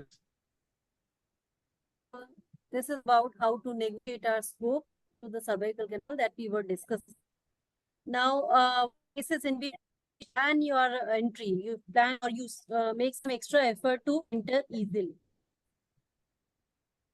Dr. Dhwani? Yes, ma'am. What are cases when you plan your entry, you put some extra efforts for those cases? So what practically I have experienced is sometimes I need to use the Hager's dilator to just navigate the loss and extra loss. So once I know the direction, I can accordingly maneuver my hand and navigate myself inside. I personally have not used misoprostol as of now to dilate cervix as yet. Sometimes when I increase the pressure and the flow of water increase, that also helps me go through the cervix nicely. Ruchita ma'am, what your Yeah, experience? no. My experience with misoprostol is very good, and we routinely use misoprostol early in the morning before starting the procedure, maybe 2 or 3 hours prior, and it gives results actually. In all your cases, ma'am, or in selective cases you plan? Mostly in all cases we do. That is your protocol, as a route, right? Okay. Anybody else who plan cervical preparations in selective cases, Yeah, or I it's just a don't blind? really try misoprostol. Only in those cases where I interpret I have difficulty. In those cases, we usually prestol in operative hysteroscopy like submucous fibroma or large septum, where I have to use resectoscope. And again, in previous history of previous cesarean section, when we are suspecting Usher syndrome, there is history of conization or cervical injury surgery, then in those cases we suspect different entry. And even patient can get the HSG report of not able to negotiate in uterine. There are chances of tight cervix and difficult entry. In those cases, I usually use misoprostol to hysteroscopy. And even I have used the dial-up dialer also in very difficult entry. Meso also, if patient is not there is possibility of entering in the cavity, then have used dilator in 2 or 3 cases 12 hours before hysteroscopy. Very nice. So this is one of the cases which we are showing. In medical examination, there was no cervix at all visible in the vagina. You encounter such cases. You plan such cases on the last day of cases or sometime the first day if they are a man. So with that, with that clinical significance of taking these patients on the last day of menses can help you out in finding out such canal and entering into the difficult areas. So many things you have to plan. It's like planning your trocar when you are doing a laparoscopic surgery and you have got an abdomen which are completely scarred. You really plan your entry, palmars, supraumbilical, babies, so many things you ask. You need to plan your cervical entry. So if anybody wants to add anything, so you're welcome. Otherwise, we'll move to the next question. Dr. Rathi has joined. Is Dr. Rathi is there? Arun sir? No. How to manage distension in bachelor cervix? Sometimes the patient is multiparous, so we are not put postol, but we are not able to get in distension. So how do you manage that? Dr. Vishan, are you there? Yeah. We avoid misoprostol. At misoprostol, we avoid quickly in a multiple source. And the fluid is leaking from the petular cervix. Then we always have an option to use the 4 mm microscope, and the assistant will press the lower lip of cervix by manually with his 2 fingers to prevent the fluid leak. Lower lip of fluid leak. The assistant will press the lower lip of cervix with 2 fingers by manually. Any other trick, Dipali ma'am? Actually, it becomes very cumbersome that the fluid is leaking out. You cannot have any vision. Sometimes I have to use Ellis laterally to stop the fluid. Madam, sometimes this is a very good way. Just put a Alice. But beyond in external infertility loss. cases, it will create trauma and sometimes bleed. The cervix will start bleeding. So I use sometimes I use the outer sheath also, inner and outer of the sheath, so to prevent leak. And sometimes I have to use Ellis faucet. Ruchita ma'am? No, not come across, but I think the manual compression from the outside will help by the assistant will help. And we shift rejectoscope. I mean, we don't really use the Yeah. rejectoscope, but Maybe we shift to the thicker higher operative sheets. So it will prevent the fluid leakage automatically. Resectoscope shifting I mean, would not recommend.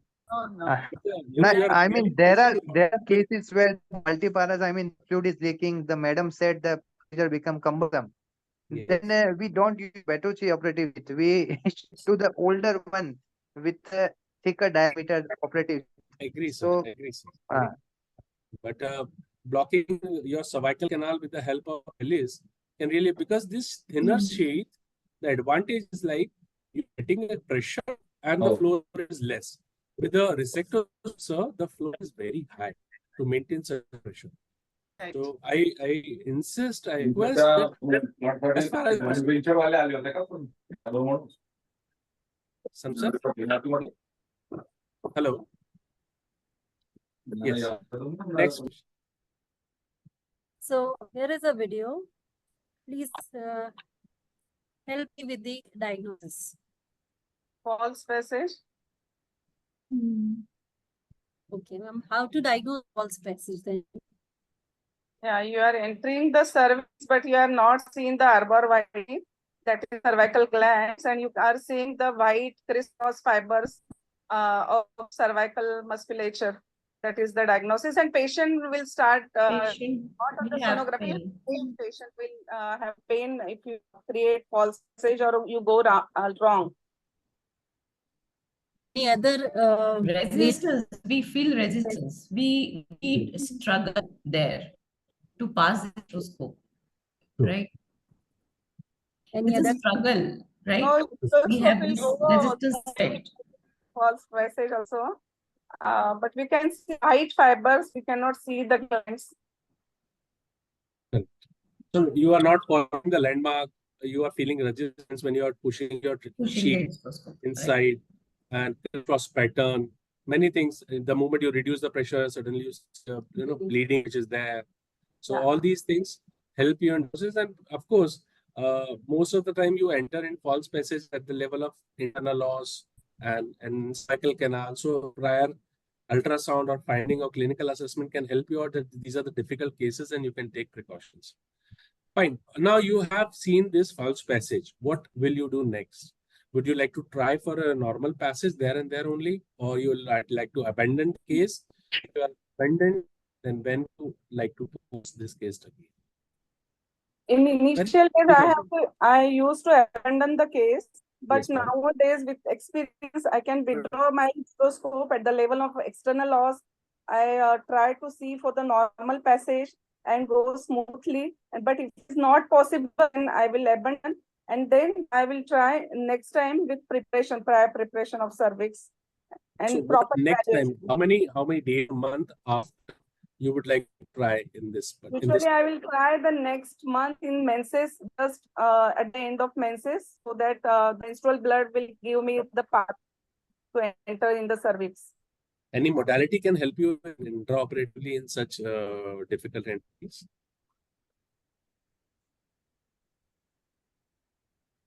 Which modalities you want to? Any to say like there can be somebody who can laparoscopic guidance. There are somebody who ultrasonographic guidance. You can go with ultrasound guidance.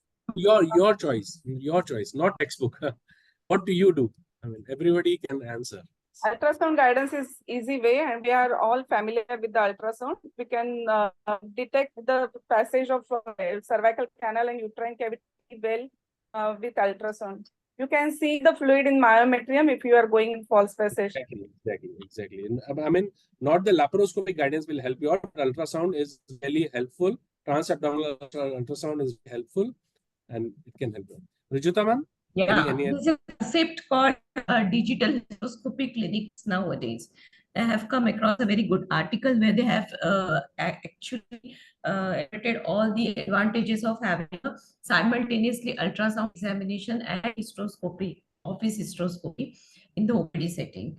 So I think this is where the role of that digital hysteroscopic clip comes, and it can be a routine procedure if you are doing in the if you are doing office hysteroscopies. Exactly. So under ultrasound guidance is the, I think, help us in preventing this, in like will help us in entering the cervix. And Very I want, sir, if there is false passage, I make it a note on the papers. And in patients of IUI or in embryo transfer, we should have that prior information so that our catheter should not go in that false passage. It should enter uterus smoothly.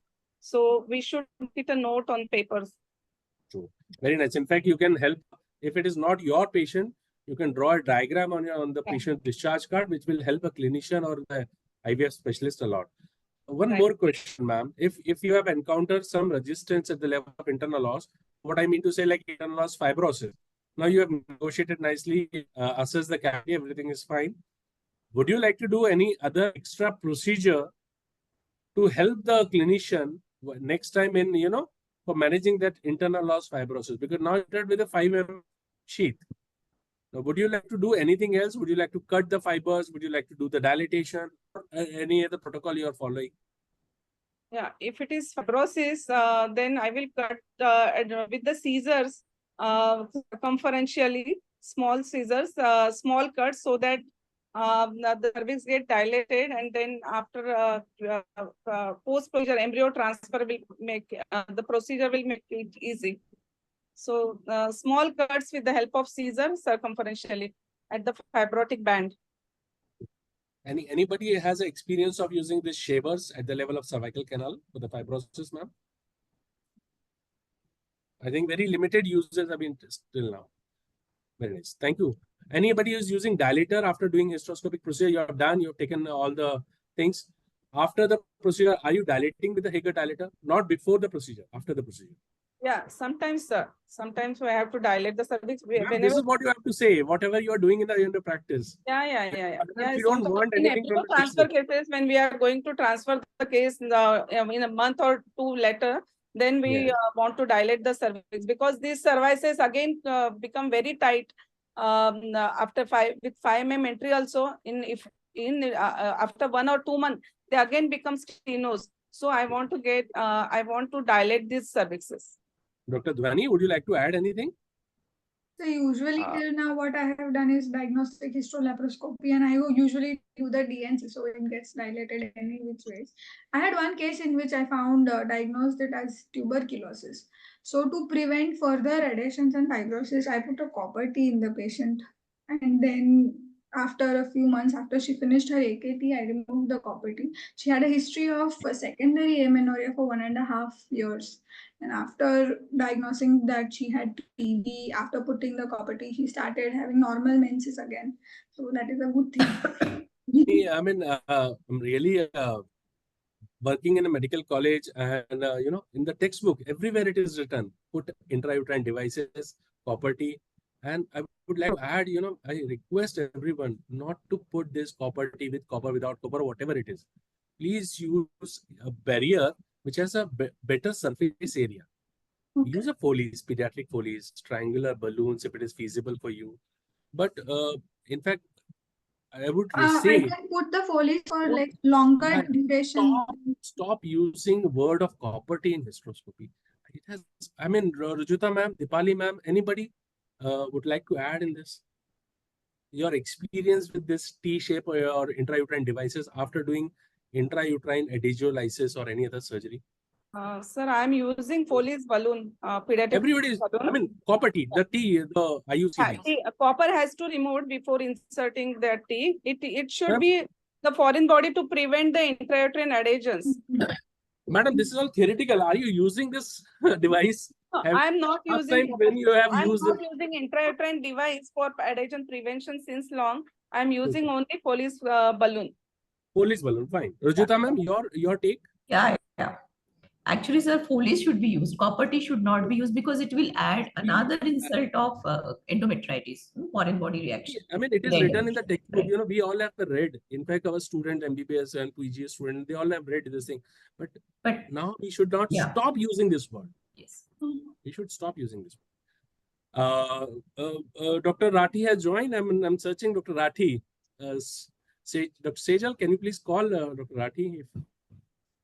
And Vishang? Yes, sir. This time. Yes. Vishang, your experience with intrauterine adhesion barrier? Actually, we used to do in 2014, 2015, just like the madam said, that copper should be removed to prevent the inflammatory reaction of the copper. But even we have used the pediatric Foley's catheter in the case of Asherman syndrome, grade 3, grade 4. But the Foley's catheter is a little cumbersome for the patient, and to keep the pediatric Foley's catheter for 5 to 7 days is really cumbersome for the patient. On one hand, we are talking about the daycare surgery, I mean, hysteroscopy. And on other hand, we are keeping the Foley's catheter, which would lead to more infection. And there may be a scenario that it may worsen the condition furthermore. Vishang, you're absolutely right. The problem is pain. You know, with these Foley's sits at the level of internal loss. And at the level of internal loss, you're inflating with 2 ml or 3 ml. It causes spasm in the uterus sometime. But if you have this triangular balloon, Dr. Sushma Deshmukh is there. You know, soft silicon are available now. Otherwise, it was a very hard triangular balloon, which is really difficult to insert inside.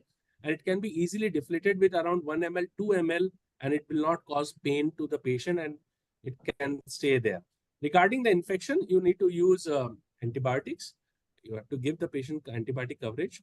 But these devices, in my practice, has role, this triangular balloon and Foley's, but not recommending copper T. And it is pretty individual. You should use the way you are using. But of course, we can take help from each other and improve our patient's outcome. So Arun thank sir you is so much for giving joining. this. Arun sir is sorry, he's late and he's stuck in some. No problem. Next question we'll ask to Arun sir. Thank you. Yeah, sir is joining. Yeah. We'll move to the next question. Yes, Dr. Farendra, what is your take on this interseed? Some doctors have started putting Sir, I've never interseed. used. I've never used. Sir, it's But not what do you available think to me. about this idea? Some prominent laparoscopic surgeons have started using and putting interseed inside the cavity. Sir, hyaluronic acid gel in textbook is proven one. It's not available to me. I've never used. What I'm commonly using, sir, in my practice is relook hysteroscopy, maximum or minimum 6 weeks later on. I give a gap of 6 weeks. That is my common practice. And if I need to use adhesion barrier, I'm using that triangular balloon. I'm very happy with the result. Especially when you want to do a big, thicker septum, very thick septum, and you want adhesion to be prevented at the level of fundus. If you have got a adhesion at the level of mid-level of the uterine cavity or lower level, pediatric Foley's can work. But at upper level adhesion, pediatric Foley's also doesn't work because it stays at the level of internal loss. So as far as possible, I'm using these modality, triangular balloon and relook hysteroscopies in my practice. Thank you. Thank you, sir. So I welcome Dr. Arun Rathi to join us. Thank you so much, sir. Next question will ask to you. Am I audible? Yes, Arun, sir, you are audible.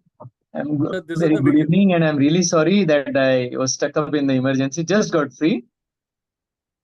So, sir, we'll play this video again for you. Thank you so much. All of us are waiting for you, sir. All of us are waiting for you. Thank you so much. I apologies for being late.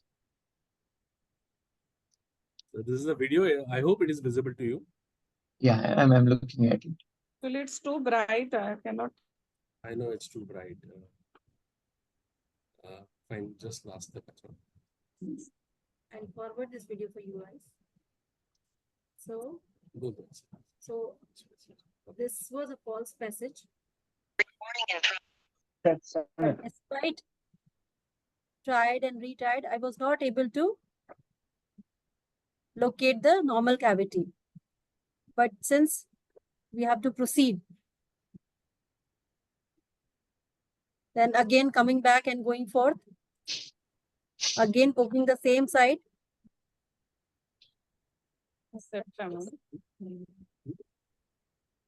So suddenly there was loss of distension. I can see the yellow It's pad there. perforation. Yeah. Perforation, yes. So, sir, Arun sir, what is your strategies and management protocol in such cases where you have done a perforation? Whether it depends on what factors, do you decide how to proceed? Okay. The first thing is the clinical history of the patient. Because if your clinical diagnosis is a case of, let's say, severe Asherman's, where locating a normal passage, the cervical passage, as well as the uterine cavity, if it is difficult, then usually this kind of likelihood of a percentage of perforation is high. Secondly, if you are dealing with patients who are perimenopausal or almost like postmenopausal patients who are for IVF treatment for any reasons, then the UCL, the uterocervical length, usually in those patients is around 4.55, and we have a habit of around 7.5. So these are the common mistakes which happens and which leads to perforation. Now, another important thing, the conventional teaching was like you dilate the cervix, because the good old instruments which you have, where people have been doing their, like, you dilate up to 7 and then you have an operative sheath. So those situations, the perforation used to be higher. But with the recent operative hysteroscope, where the scope is 2.9 and the 5.5 range, so operative sheath, so this is a less likely possibility. So I would suggest that one should change as per the improvement in the instrumentation and the technology. If you go ahead with no touch technique, then your chances of perforation or a false passage reduces as compared to when you are doing as per your habit. So the clinical situations which I have just enumerated, these are the patients where I have also perforated, and I have learned from that if you change from your old, because you need to unlearn something, and then only then you can learn something. So review yourself with your when the complication happens, review your clinical situation, that why did it happen. And with my little experience, these are the situations I have learned through. Most of the time, when the perforation has happened with an operative sheath in a gynec uterus, you don't have to really do anything. Just wait, remove your instrumentation, just look at the cervix, how much is the bleeding. Fresh bleeding usually stops within 3 to 5 days, 5 minutes, and you can keep this patient hospitalized. Urine no report કરાવડાવો તો બાર sister કોણ છે? Excuse me. May I continue? Yes, sir. Please, sir. Please, sir. Yeah. And you can keep these patients for observation in your hospital till 24 to 36 hours. Allow them to have normal meal. Once chip passes, flatters, the abdomen is soft, you don't need to really do anything. I would say out of 199% of the patients do not need anything when your perforation has happened with blunt instruments like a dilator or an operative sheath. How do you if you have done it with cautery? Sir, I'm sorry to interrupt you because we have a short time. So I'm asking you certain leading questions. How do you explain these things to the relative? Because usually in hysteroscopy, we say we will operate you and probably after 4 hours or 6 hours, we will discharge you. So in cases of perforation, keeping them for 24 hours in the observation, so you tell them that, while entering, we have breached the uterus and gone there. And okay. I mean, that's something which is very, very, it is individualized as per the patient's, acumen, like how educated the patient is, what have you counseled the patient prior. See, the patient are not going to need a major strategic changes. If you are able to reassure them that the surgery wasn't optimal because we could not enter the right passage, so we are not able to finish the surgery in this sitting. Probably I need to observe you for next 24 to 48 hours, and then after maybe next cycle, we need to replan everything. Because unless I have to open up the patient or I have to do a certain stage, then I don't want to scare them. Because otherwise the second procedure, they may not be really comfortable going through because they are worried about it. So regarding this opening up or putting a laparoscope, how many of Rajita ma'am, Vishang and Madam is the Shukla madam consider that I need to put a laparoscope after this perforation? So how do you decide that I need to put a laparoscope after this perforation? Very, very to the point question, ma'am. Yeah, so when you are not sure about the damage that the instrument has caused, so it's always better, particularly when we are using energy source, then it's always better to go for laparoscopy. See, with energy, you are recommending laparoscopy. With mechanical instrument, Vishang? Yeah, if you are doing like for example HSG and you suspect that the instrument has perforated, right? The posterior perforations are more common in this cases.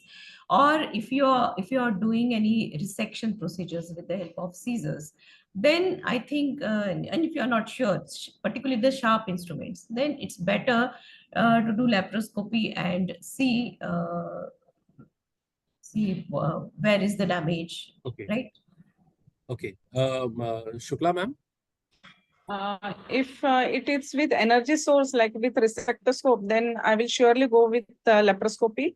And if it is with scissors, then if it is fundal, then scissor, then I don't have much of a problem. I will observe. And if it is laterally or posteriorly, I will go with the laparoscopy. So we have discussed all of your experience, and what we do is, like, suppose if we have done a perforation, so in the operation theater, I keep the patient for another half an hour on the table only, see the cervical area if there is any bleeding. I keep my eye on the monitor, pulse and blood pressure. I'll ask my anesthetist to observe. In that half an hour, if the patient is stable, vitals are stable, I abandon the procedure and explain the relatives about the next sitting. If in the operation theater, in the first half an hour, if I feel that with my mechanical instrument and the patient is deteriorating, the parameters are changing, I may consider putting a laparoscope there and there only in the operation theater.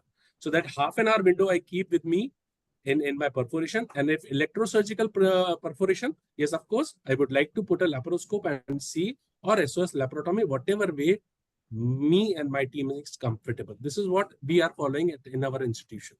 So anybody would like to add in this or, correct me, I'm happy to, to add if you would like to add something. Any role of sonography, sir, after half an hour to see whether there is any collection? Yes, ma'am. Blood Yes, collection. Very nice. You can, meanwhile, if ultrasound is available, if it is available, you can do there and there only. Otherwise, you can mobilize, do an intra-op ultrasound. So all these things you can take when the patient is on operation theater. When the patient goes out of the operation theater and you have to take the patient again back in the side, sometimes, these things are not really acceptable by the patient and the relatives. So,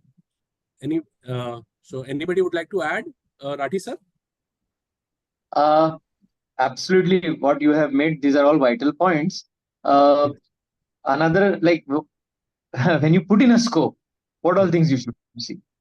Yes. I mean, it's just a discussion which is the actual. Absolutely, sir.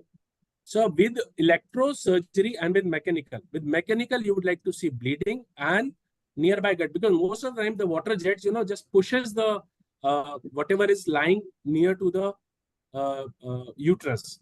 So when you are putting a laparoscope, you should see any bowel or omental adhesions are there on the uterus. If it is there, please thoroughly examine everything and do. If there is no adhesion on the uterus is fine, absolutely clean, then you can do certain, evaluation with mechanical I'm talking. And if there's nothing, you can just put a drain inside and come out and keep the patient in observation if you have put it a laparoscope.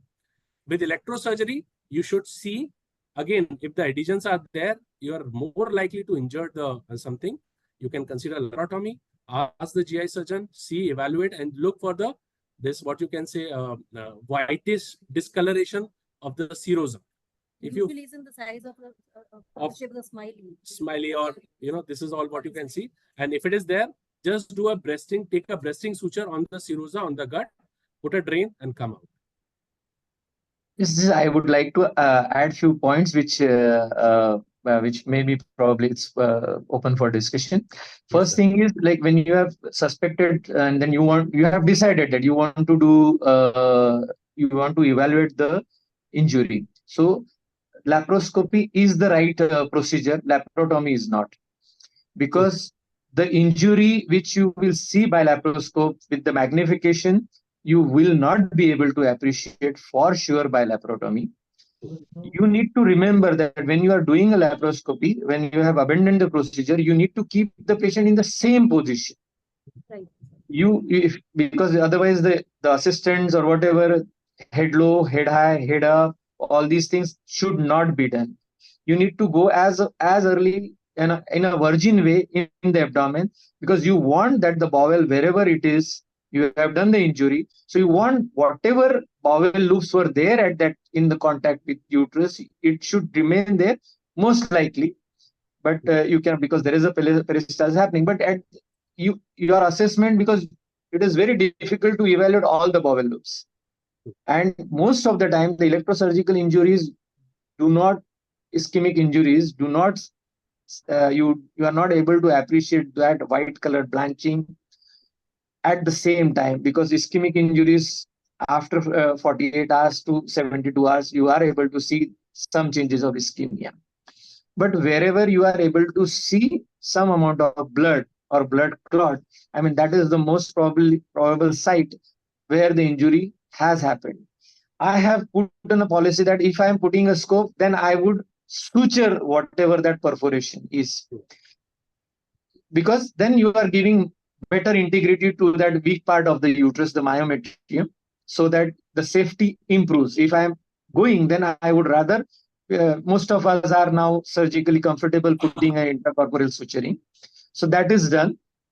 And drain is something which is very, very, I don't practice, so I would be little, reserved about it. But then you do a thorough lavage, everything, and such patients need to keep in the hospital till the patient has passed, flatus and the motion. I would say I practice at motion, like, so maybe 2-3 days she's in the hospital, so that whatever little evidence of peritonitis, because you are going to be watchful for her tachycardia, the low grade fever, the counts and everything. Because if it is only simple plain perforation, you have given lavage, there's hardly any change in the total count. But if there is some amount of chemical peritonitis, your counts are going to change, and you will be able to suspect the initial signs of peritonitis, and then you are able to intervene. Because if you are then late, suppose you send the patient home and that patient comes back in frank peritonitis, then again it is difficult for me to put in a scope. I am not for laparotomy. That's why all these things I am sharing as my practice, that I am more comfortable doing it laparoscopically. Long term, the patients are comfortable, because the same patient, infertility patients, they are going to try for next pregnancy. So laparotomy again is going to add some amount of mechanical causes of adhesions and everything, and that will also contribute to some amount of subfertility. So this is my take on this particular point. I completely agree, Arun sir, because whatever you said, it is pretty individual. But as a blanket statement, whenever the person needs to do abdominal evaluation, whatever way they are comfortable, they should do it, and whatever protocol they are following. But this is how one should do when they have done electrosurgical. Sir, have you ever encountered any complication when you have done a perforation with electrosurgical device in hysteroscopy? Honestly speaking, never happened. So because same here with me, sir, never happened. Everything whatever we are talking is all theoretical, and because most of the time myomectomy we activate the loop when we are coming back. So very few cases I've heard in myomectomy. So we'll move to the next question. So we have entered safely and we have avoided all complications. And once we find a patient of septum, so I would like to ask my panelists that how do they plan their surgery, what investigation they do, and what information they take out from that imaging, what they want. Deepali ma'am, whether you prefer 3D, plain USG or MRI, and what are the points you want to ask your sonologist to plan your surgery? 3D ultrasound done by an expert radiologist will give me the information that I needed for the hysteroscopic surgery. Whether the septum is complete or incomplete septum, or it is a biconate uterus or septate uterus, and the distance between the two horns, all that is so that I can know whether the septum is thin or thick. So all the information I will get mainly by 3D ultrasound. Right. So you prefer 3D ultrasound for a septum, right, ma'am? Right. Rujita ma'am? Rujita ma'am? Hello. Hello, ma'am. Yeah, I agree with ma'am. And MRI, of course, MRI helps, but again, it's an expensive investigation. So 3D ultrasound is a good alternative for diagnosis of the septum. And all the information that we want, we can get from this 3D. But of course, MRI is the like gold standard. Rati sir? I would like to add on that all the scan has to be done by you itself. Means you need to learn that, because what you want, you know, the radiologist will not know. Each patient, you need to have that whatever thickness, the distance and everything, because you are the surgeon, whether you want to do it in one sitting or two sittings. If you are when you are doing the scan and you are planning that surgery, that is going to give the best outcome. So one has to learn that. And it is with the imaging model, the imaging machines which we have, it is very, very easy. I mean, I'm practicing for last 25 years. So with the initial machines and today's machines, it is like, you know, Jamin Asman ka farak hai. So with these machines, it is like you are virtually seeing in the cavity. So the depth and everything. And then each surgeon has his own speed, the potential, the risk-taking attitude, or the confidence. So you can strategize and you can counsel the patient that way, that this particular septum is going to need 2 sittings. Am I going to do it with scissors or ये?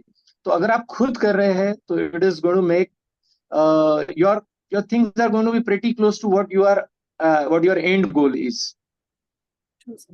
So that we can plan our surgery, we should know what is the thickness, what is the thickness of the base, what is the length of the septum, what are the relative capacity of both the cavities that we have, so that we can insert where we can presume where the more space we can introduce our instrument there. We need to know the vascularity of the septum also, how much is the fibrous part, how much is the vascularity. That's all. Dr. Dhani would like to add. Hello. Hello. Yes, Yes. no, ma'am, the sonography I feel would be a 3D sonography would be a better option, especially for the vascularity purpose. So you don't do any injury. So Vishant, this is our last question. Would you like to add something? Dr. Vishant? Yeah, the earlier panelist said the 3D USG. Yes. So fine. These are various guidelines which can be used to diagnose a septum, to differentiate the septum from a biconate uterus and arcuate uterus.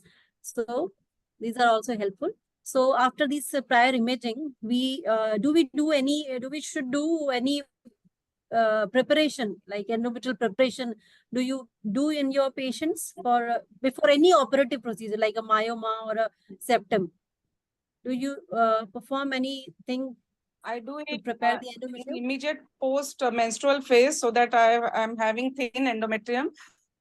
For myoma, I give 1 cycle of OC pill. I'm not using GnRH analog, but 1 cycle of OC pill, and then I get with myoma. But for septum, I don't use any preparation. I will just go immediate post menstrual.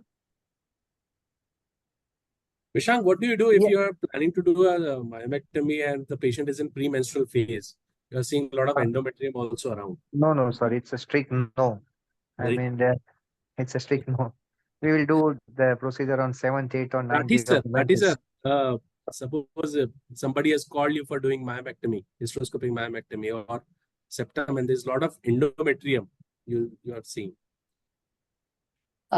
See, already if the patient is under anesthesia and then we have to finish the job, then in this particular, this is not a standard way of doing it, but I would do a gentle D&E and then put in a scope, hysteroscope. Now, subtle points which I would like to highlight here, that my pressures are going to be little on the higher side in this particular case.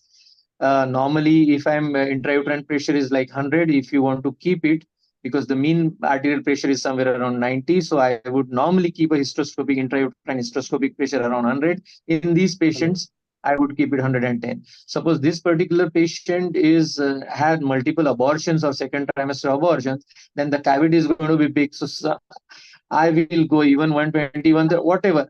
My end point of distension would be a clear cavity. So irrespective of the pressure and the flow rate, my aim that I should be able to see the cavity clean, absolutely no blood. First thing.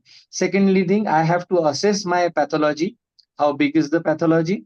And then in my mind, I have to be really aggressive, because quick in and quick out is the most important thing, because the more you spend time, operative time, let's say 10, 12 minutes in these patients, it's very high likely that she will land up with pulmonary edema, congestion or edema. So quick in and quick out, operative time has to be less as possible, less than 7 minutes. That is what I take it for myself.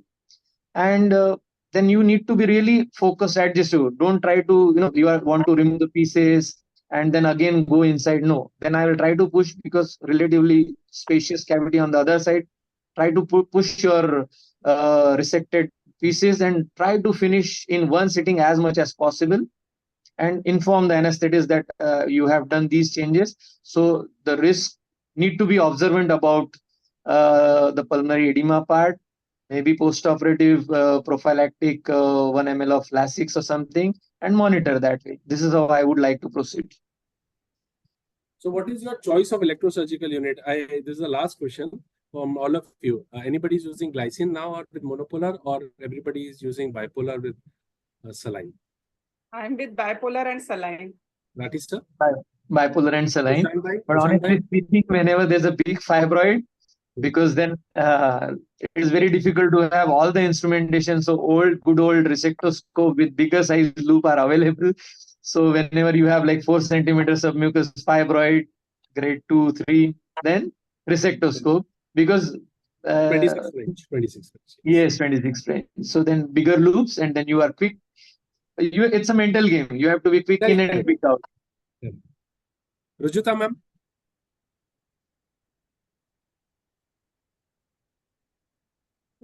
Hello. Yeah. Sorry, I missed the question. Sorry. No problem. इसीलिए हमने आपको बुलाया वापस.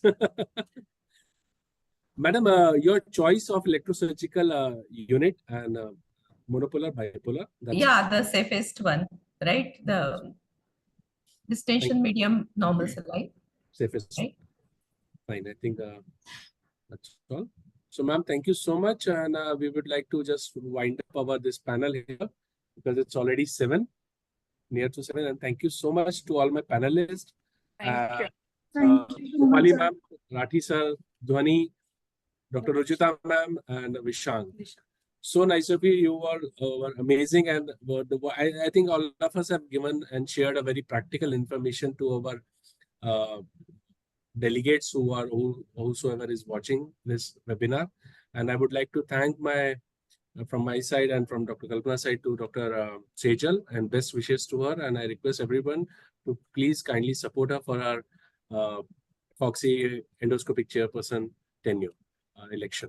Thank you so much. Thank you so much. I'm really, my apologies. What a wonderful panel we had with Farendra and Madam, and so interactive panelists we have, with a very like personal experience they have added to all the evidence. Thank you so much everyone for making it very lively, and we never realized that it's been a 6:51 p.m. We have overshooted our time so much. Still, we are here to listen you more and more. So thank you so much. You can stop screen sharing so that we can have a full view, and we can have one like photo also with all panelists. And thank you, Deepali ma'am, and thank you, Rujuta ma'am. Actually, I would like to thank all FOGSI 4 societies. Thank you so much, Deepali ma'am and the Shalaka from Akola Society and Himmatnagar Society. Dr. Sarfaraz and Vishang Bhai is here. I would like to thank Bharuch Society also, Dr.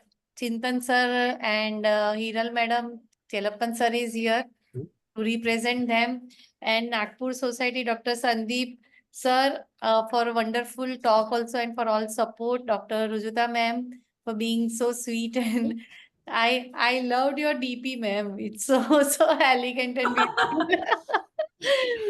Thank you, and Sushma madam especially for a very insightful talk on tuberculosis, which is very common condition. And from far away from Jaipur, the Jaipur king and queen are here. So thank you, and Nata sir for joining. All my panelists, a special thank to Arun sir for being so sporty, and in spite of all emergency, he joined. Our young, dynamic Vani is here from Valsad Society. Thank you so much, madam. Thank you, beta. Thank you for, so we are so lucky to have a vast experience to the recent newcomers here in this hysteroscopy event. So thank you, everyone. Thank you. It was a very wonderful. Ma'am, and our best wishes with We have you. crossed more than 120 registrations and visits here, and I'm already getting many requests for the recordings. And yeah, and many compliments on WhatsApp. So I'm just answering them. Thank you, everyone. Thank you. Thank you so much, everyone. Thank you so much. Thank you. It was really nice to talk to you all. Yes, sir. Rathi sir, Yeah, हम my आपको दोबारा special बुलाएंगे. thanks to our energetic coordinator, Dr. Piyush and Dr. Uma. And one is from Shimla, and Thank you so much, ma'am. Raipur. So they have. Thank you, ma'am. Thank you so We are much. really we have become pan-Indian. So all Yes. India in I would one. like to say that Please, please. laparoscopy is being done by so many surgeons, but hysteroscopy is such a topic. Actually, most of the surgeons, they are afraid of performing hysteroscopy. So this topic has to be discussed more and more and more. Of the young surgeons should learn how to do a safe hysteroscopy. So that is very important. And this topic was all about everything about hysteroscopy. And I'm very thankful to Sejal ma'am. And she is such a wonderful lady, such an inspiration for all young dynamic surgeons. So thank you so much, ma'am, for conducting this webinar. Madam, we need to push this science of hysteroscopy in medical colleges as well. See, the We are problem coming at to ground. the Eagle. Yes. Yeah, we are coming, we are collaborating FOGSI into the Eagle. So Look, next ground year level would- problem is like the instrument are so delicate. So, the student doesn't get the chance to, take it on their hands and put it on this True. in the patient. So So when whatever I HCV took is my saying, fellowship now, training from Dr. Paul sir. So there, the OT technician, Mr. Suresh is used to there. He is still there. He used to say that laparoscope and the instruments are newborn babies. You have to handle them with so much of care. But for hysteroscope, they are preemies.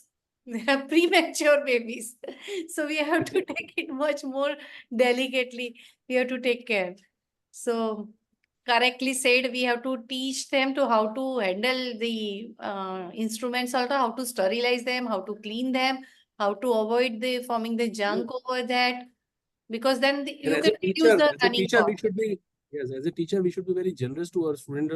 Give them, hold their hand to help them out in entering into the cervical canal. And this is how all of us have learned. In my PG days, I was lucky that my teacher taught me like this.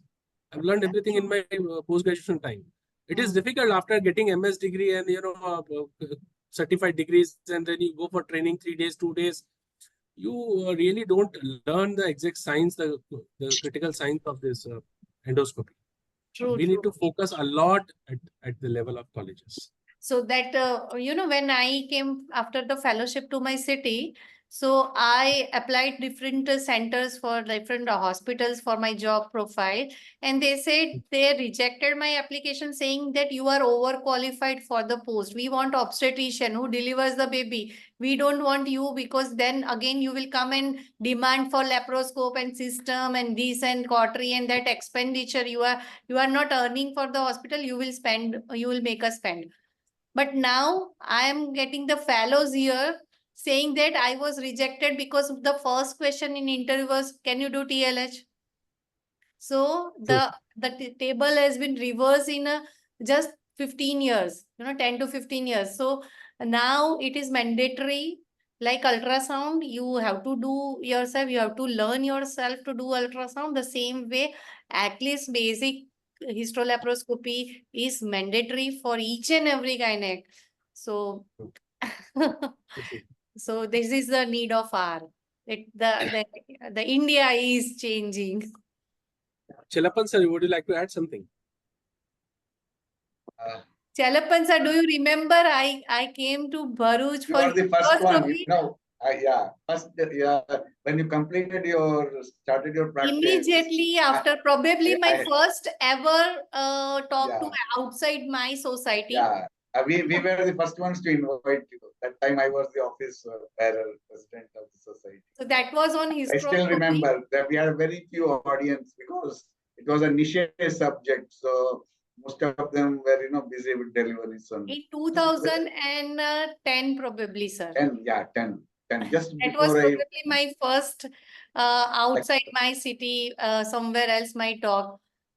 It was nice. Today's a lot of learning points were there, madam. But I think the chat box later on in our group, they should mention about the dilator, dilapan, somebody mentioned.